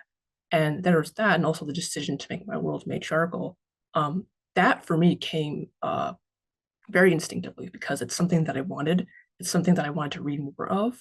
And as an agent, because I read a lot of books, I get a lot of submissions, and especially in fantasy, a lot of the books follow a patriarchal system, but not in a way that kind of deconstructs or analyzes it or has a takeaway on the ramifications of patriarchy, but in some ways normalizes it in fantasy. And it's sort of this back to back, like every time I read a fantasy book, there's patriarchy, there's a new king, and we're going against the empire with a rebellion. And this is just kind of one way to interpret what imperialism really means. And the way I like to describe imperialism is that it is an edifice held up by three pillars. And these three pillars are colonialism, capitalism, and patriarchy. And one of the issues is a lot of people want to kind of fight one pillar without wanting to analyze the others or acknowledge the others, that there is a role that they play in holding up the structure. Because if you look at a lot of colonial regimes, one consistent thing you'll see is the rather egregious dehumanization of women. And that is very intentional as the backbone of family structures. And I personally would love to see more matriarchal settings in fantasy and fiction. And that's what really encouraged me to explore that, to read more about it and what that looks like, how men and women lead different and how that affects a society. But other than that, in terms of like editing and how that helped with my work was that I asked those questions. I asked myself, what do I want to say with this? But also going into it thinking like, stop worrying about what other people have done, what other tropes and writing structures are popular. I tend to like stop worrying too much about the tropification of the industry. I'm really not a fan of tropification because a lot of authors tend to get too caught up on it, on what tropes mean, and then we're not redefining any boundaries by doing that. But also, I have a lot of marginalized writers ask me questions like, so I wrote this story and it's based in India, and I use a lot of terminologies from there that I don't think everyone will understand. Like, is this okay? Like I have the power to give them permission to write true to their identity. And in my own mind, it's kind of baffling because I think about like all of these white authors who write really big epic fantasies full of like really big confusing names and sprawling world building, and they don't care to ask permission. Frank Herbert and all the names that he has, and taking inspiration from a culture that he doesn't even identify with. For example, there's so many examples of that. But this author is asking me for permission to write a story that's true to her heritage, her roots. And this happens over and over again, especially within the industry, this sort of hesitancy to engage that subject and wondering like, will I be accepted if I embrace this? And my response is always the same, like, who cares? Who cares if some white man in Oklahoma doesn't understand what your terminologies are? You shouldn't have to italicize, you shouldn't have to otherize what's true to your story. And I think a lot more people should go into it. Unfortunately, in traditional publishing, especially, it's hard to really go into that perspective because there's a lot of middlemen, there's a lot of third players. So for me, as an author and an industry, a person in the industry, it's also a conflict within me going to that perspective. But when I'm writing, I put everything to the side. I don't really think about what's popular, what's acceptable, what's marketable. Um, some of my latest short stories has been me reaching back to my Costa Rican roots and going into what that intersection of culture was like as someone who's never been there. Um, Same thing with my Guyanese half. So for me, it's more about cultural acclamation, a celebration of my heritage, and less so about trying to speak out against something, trying to be a keyboard warrior or being someone who's just trying to speak out for no reason. It's a celebration for me. It's not about that. And by doing that, it sort of it engages a bunch of different subjects all in one. So I digress to go back to the point of the question. When you're editing, it's really about the story and what it means to you, what takeaways you want to say, and why did you write this to begin with?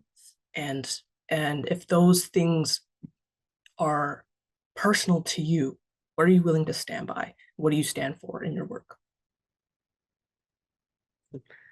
RM. Yeah, so I think everybody pretty much covered it. I would say I think it does depend on the story for sure. And depends on like what we're talking about as far as like the colonial elements that we're seeing in editing, like what it is, like how it fits into the story or what it does for the story. Is it foundational? Is it a trope? Like, is it something separate from that? Obviously, the example I always think of coming from a romance standpoint is like the enemies to lovers, which often comes into oppressor and oppressed. That's usually the setup that we're getting. Um, Obviously, people don't think about that because they're so excited about enemies to lovers. They're not thinking about, well, how does this look on a grander scale, especially if it's supposed to be decolonial literature or what have you. Like we're fighting an empire, but you're falling in love with the heir to the empire or whatever, and all of a sudden it's a different story. But he's being redeemed and he gets to keep the empire, and now we're just living in peace. And it's like, but how long? Like realistically, in the real world, that's not how it works, right? So it does depend on what you're trying to do with the story. If it is just for entertainment, okay, it's a little, I would still not something I'd read, but it would be, I guess a little more okay if you did that. But like if you're actually trying to critique something and these are the tropes that you are involving in that critique, it's not gonna work for me. That's for sure. But it does come to like what you're actually looking at, what you're trying to critique. And I think it is actually Antoinette's the pillars, the three pillars, that's actually a really good picture to kind of put together. And it's something that I think about constantly because I know that I have to think about them individually, or I won't be able to kind of hold all three of those together, because they do affect the same systems differently, but they also affect different systems in and of themselves. So like for, when I was building my world for Gods of Hunger, which is my flagship series, and it's a Greek myth retelling, but they're all mortals. Um, it was important for me to kind of look at society the way we live in it and the way that I wanted to live in it, what I was considering my utopia, what that looked like. And for me, like when we talk about patriarchy in trans spaces, we have to acknowledge that it's a cis hetero patriarchy. So it's cisgender heterosexual people that are at the top of that and mainly upholding that, benefiting from that, etc., etc. And it is, cishet men, especially white cishet men, that are getting the most from it and taking from it, and being upheld by it. But then there's also cishet women that uphold it and are agents of that patriarchy. So we have to be acknowledge that as well. And that's really hard to talk about, especially when you're mask or mask presenting, because they strip me down constantly to just being a man if I try to talk about it, even though I'm trying to discuss, cis heteropatriarchy as a whole. It comes down to you're just a man. And so it's hard to have those discussions. But nonetheless, in going through fiction, it's a little bit easier for me to do because one, I have autism. I'm not good at talking to people to begin with, person to person. I don't like confrontation, so it's very difficult to begin with. And I understand a lot of other people have that same issue because look, confrontation is hard. Person to person, real life confrontation, it doesn't matter who you are, it's difficult, especially if you don't have the social power of the person you're trying to call out for something, right? So it is difficult and it is scary. So when we move to try and do that in fiction, it's often because it's easier for us as writers to illustrate that in words on paper and to talk about that problem and critique that problem. For me personally, if I saw like and I have in editing, to have like this colonial perspective or some form of colonization happening in the writing, I tend to look at it like, oh, well, here's another problem that the characters can work to fix. Um, and it can be part of the greater world, as long as you know what you're doing, and if your intention is to critique it, then to actually critique it. And in a lot of ways, it is good to have something on page to critique, like Monty said. Like if you're having those conversations inside of the text, it is a lot easier for people outside of our communities to kind of understand the conversations we're having and to understand what we're trying to critique easier. I think up till now, my writing has been a lot more subtle about it, because it's baked into a fantasy world. So it is a different world, even though it takes place in Greece. It's a second world Greece or an alternate universe Greece. Um, but it's still, I still play a lot with like technology, how that advances and how it advances, if you could advance it separately from colonialization, because right now tech advancement is directly tied to colonization because you're taking resources from other places, right? And we talk about that right now with Congo, especially, is that we're robbing other places of resources to fuel our technological advances, right? So we have to think about it like that when we're talking about tech, and it becomes that. As you go through your writing, the more you learn about those three pillars, you start to kind of see it in other places. And I think that's really why the first part of decolonizing the self is the hardest part, is because it is starting yourself to see, you're training yourself to see those things. But I promise you, once you do that, you cannot unsee them ever. So it becomes easier as you get into that habit of like pointing them out and saying, oh, okay, like this is what this is, and this is how it functions in the real world, and this is how it now functions in my world, and how can I either critique that, take it out, or give an alternative that would be more feasible in an ideal world, right? So it does depend on what you're actually trying to do with that story, what your motivation is behind either taking it out or leaving it in. What was your motivation, like CM said, to question it? What was your motivation for putting it in there to begin with? Because for all you know, maybe at the time, I mean, if you're like me who forgets right away, you might have had a really good reason to put it in there, but then by the time the story's done, you've already tied up all your loose ends and done everything you wanted to do, and it was no longer necessary. So you can, take it out, which again, like CM said, if it does help the story, I mean, if it doesn't help the story, then it probably shouldn't be in there anyway, because what you're looking at is pieces of the story that has ripple effects. If it has no ripple effects, then you should probably take it out regardless. Um, but it really just does depend on your own uh, desire for it to be in there, what you wanted to do with it, or how you wanted it to function in that story.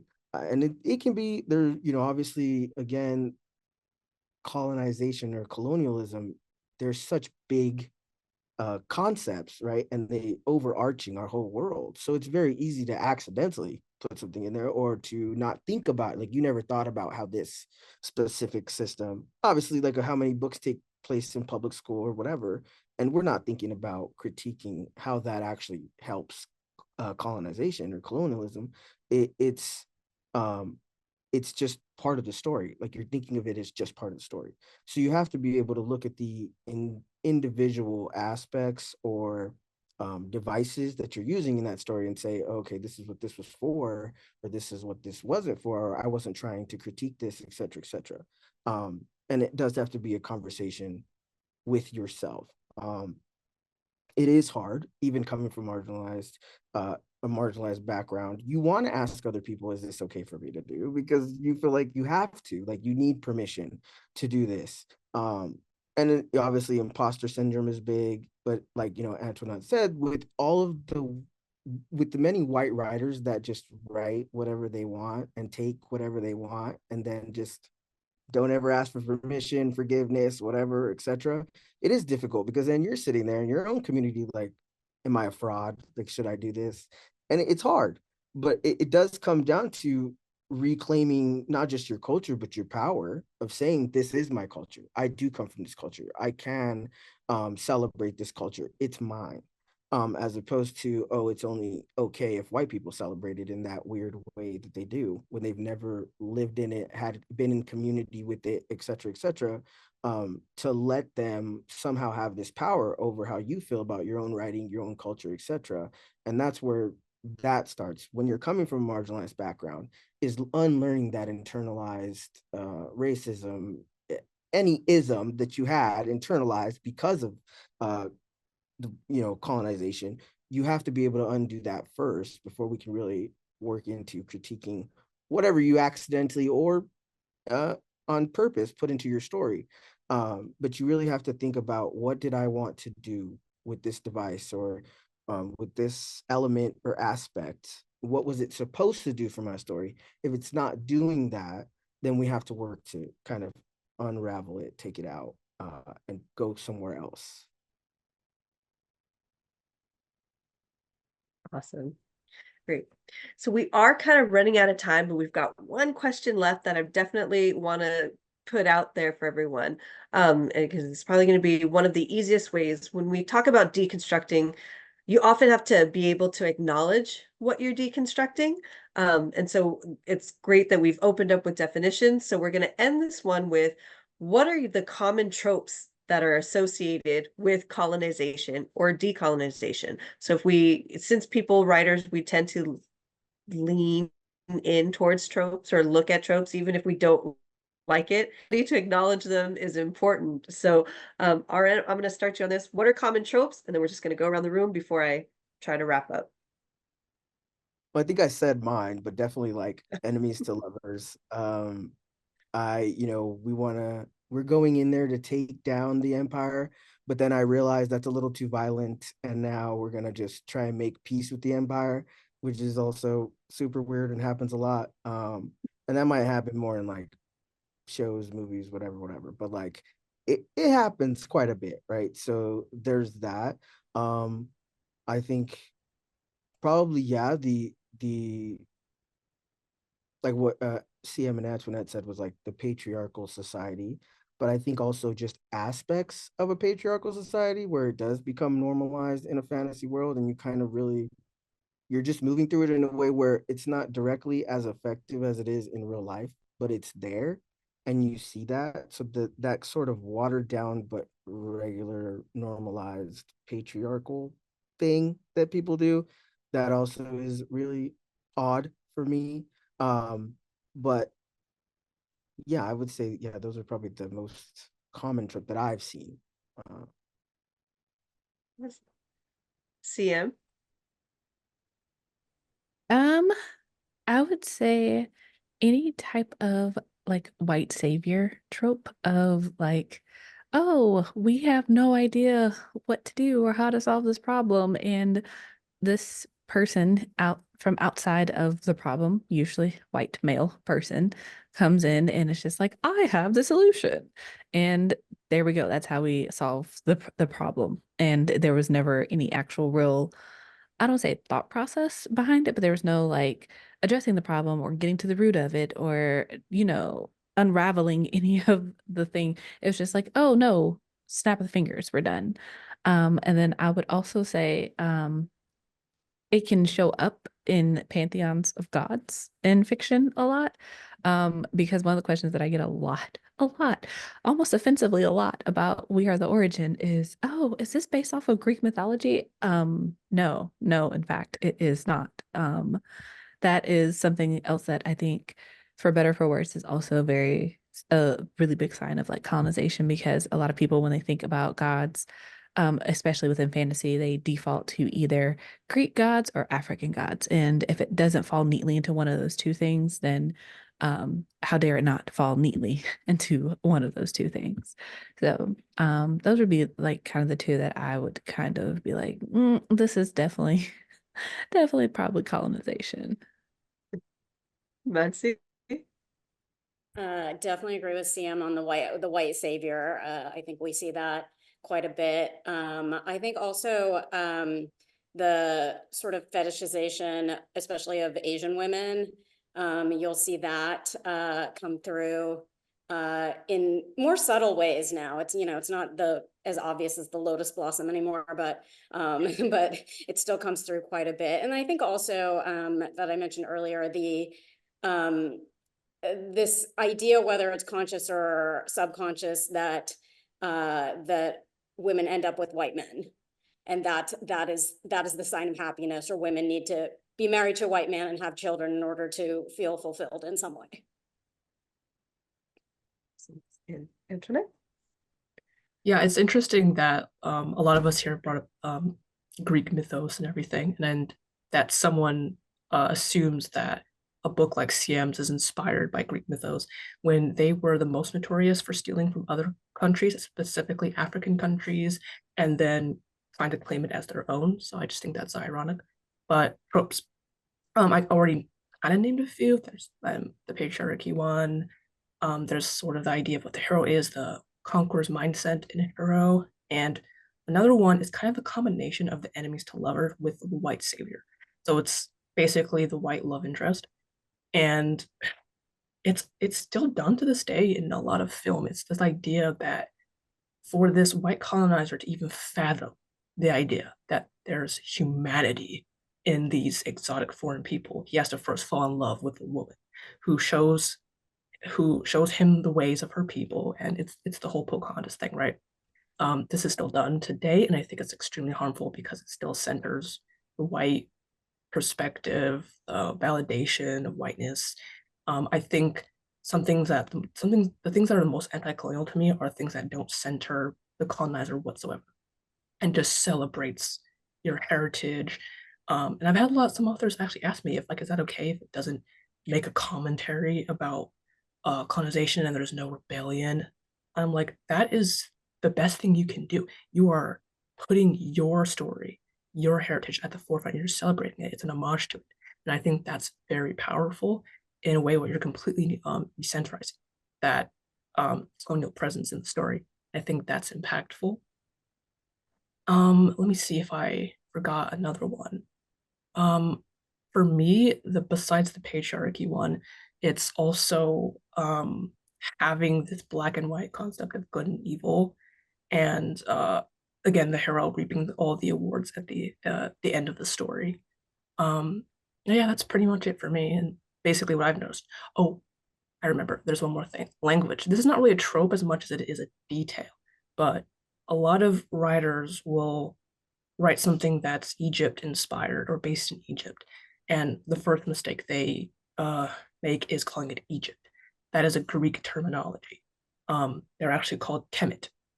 So paying attention to language is also very important. A lot of people talk about the Berber nations. Berber means barbarian. That is an insult to those people. Those indigenous tribes call themselves Imazigin, the free people. So being cautious of language that you're using, where it came from, because that is an element of colonization. So that stems to research and doing your due diligence and asking questions, questioning things. Where did this term come from? What does it mean? And are you the right person to tell the story to begin with? Also, can That's a I good point. I add? just wanted to say, sorry, but Go ahead. on that direct point though, because we get that a lot too, is like whenever you have people writing about Southern Native people, and they'll call us all Aztecs, or we were all Aztecs in mind. We were not all. Aztecs was 3 tribes in one, and it was an empire, right? But not all of us either. We were not all part of that. Like my family is Nawa. We are from multiple states in so-called Mexico, but most of us cannot trace back to the Aztec Empire, so we likely weren't part of it. We're not in that area, did not come from that area, but it is something that also happens when white Mexicans or Mexican Americans are trying to reclaim Aztec culture, and it's like that's actually a whole pot of other cultures in one culture, and they're kind of generalizing it to us. So that really does happen a lot, and it does happen mostly with people who, I don't know if they think we just don't exist anymore, or like, which, yeah, because like ancient Egypt is ancient Egypt, and modern Egypt is modern Egypt, but nonetheless, it's like there is a history and a timeline to that you kind of have to follow all the way back. And if you're gonna put it in this timeline, then you kind of need to know what that timeline entails, or what that time period entails, because otherwise it's very obvious that you only read either, textbooks by colonists or people who have that intention. But that also can help you too when you're looking for research articles or materials that don't center colonizers or their viewpoints, et cetera, is like the language that's being used in those books about other people can kind of give you a hint as to who's telling you this story and whether or not you should be listening to them. So great. Well, this has been such an insightful conversation, and then I think we've really done an excellent job of delving into defining things, how we can help overcome our own biases, and being able to help deconstruct our own interpretations of it, so that our stories are reflective and kind of break down the systems that have put us in our places over the years. But now I want to give you guys a moment to kind of tell us, where can we find you, for everyone who's watching? What are you guys working on? Where can we find you? And where can we get your work? So CM, let's start with you and we'll go down. Okay, so hello, my name is CM Lockhart. I go by Chelsea most of the time. Most people know me by that anyway. I'm an author, YouTuber, podcaster, and you can find me in all places on the internet at C as in Chelsea, Lockhart as in my last name, Write, WRITE. I'm mostly on Twitter nowadays. But if TikTok sticks around, I am usually there too. I don't really like Instagram, but I am technically there. So there's that. I also have a YouTube channel called Written in Melanin, where I talk about all things writing. And I am also the founder of the Melanin Library, which is an online database of books written by Black authors. So if you want to diversify your bookshelf, that is a good place to start. It's a free resource. You can just go to melaninlibrary.com, and there's like 4,000 books on the database, all written by Black authors, sorted by genre and age range. So get into it. If you're interested in reading my books, I write books about Black girls who aren't all that nice. The first book in my series is We Are the Origin. The second book is We Are Dying Gods. The third book in the trilogy, it will be coming out next year. And my current project is the first in a new series about 2 necromancers who have to face off against each other to determine the fate of their world. So that's going to be super fun. Very Black, very fantasy, and very much, Black girls who aren't all that nice. So if that is interesting, you can always go to my website, cmlockhart.com. That's where my books are, and you can find all the information and things about me there. Oh, Mansi?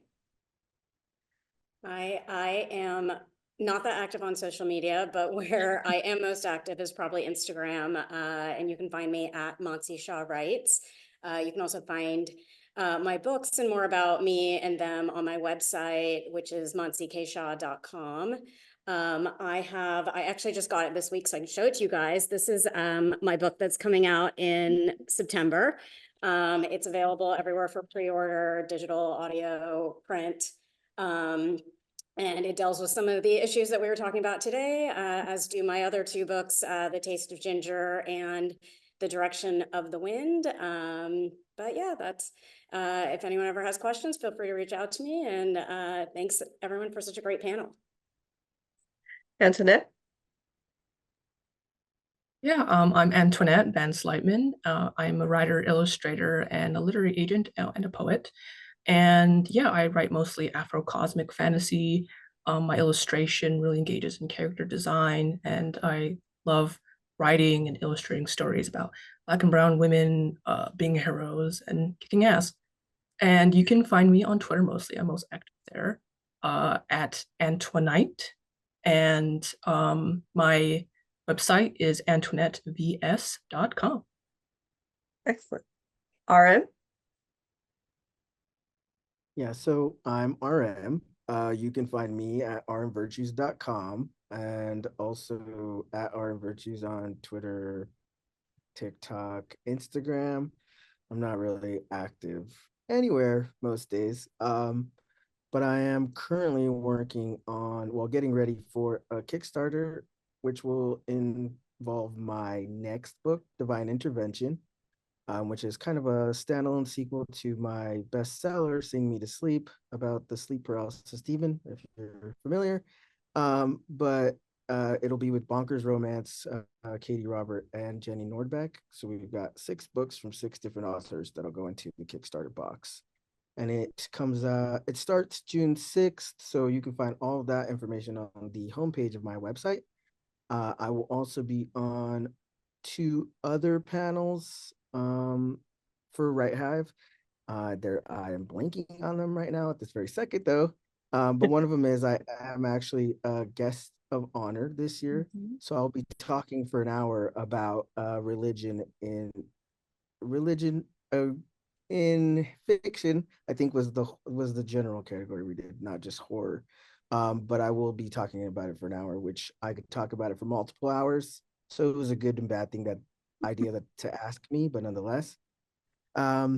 And then other than that, I'm just trying to recover from the multiple deadlines I just met. So I'm kind of just hanging out and figuring out what I want to write next. Awesome. I forgot to plug in my class. Oh, go ahead. Yeah, for anyone interested in decolonizing publishing, you can go to UCLA Extension's website, and you can find my class there. Believe it's the first time UCLA is teaching this subject, so really excited about that and to offer it to the community. We have lots of fun, and it's a really great learning community. So yeah. Is that an in-person class? It's an online class. Right now it's asynchronous, but I'm working up to being in person. But we'll see how it goes. Awesome. Excellent. Well, if you guys loved this panel and you want content that is similar to this topic, be sure to check out some of the past panels that we've had. One was Decolonizing Tropes from the 2022 WriteHive conference, which I was the moderator on as well, and Decolonize Your Craft, Anti-Colonial World Building from the 2021 WriteHive conference. Thank you so much to all of our panelists. Sorry we ran a little bit long, but there was so much information to get through, so we appreciate you sticking around. We will see you guys on the boards. Signing off.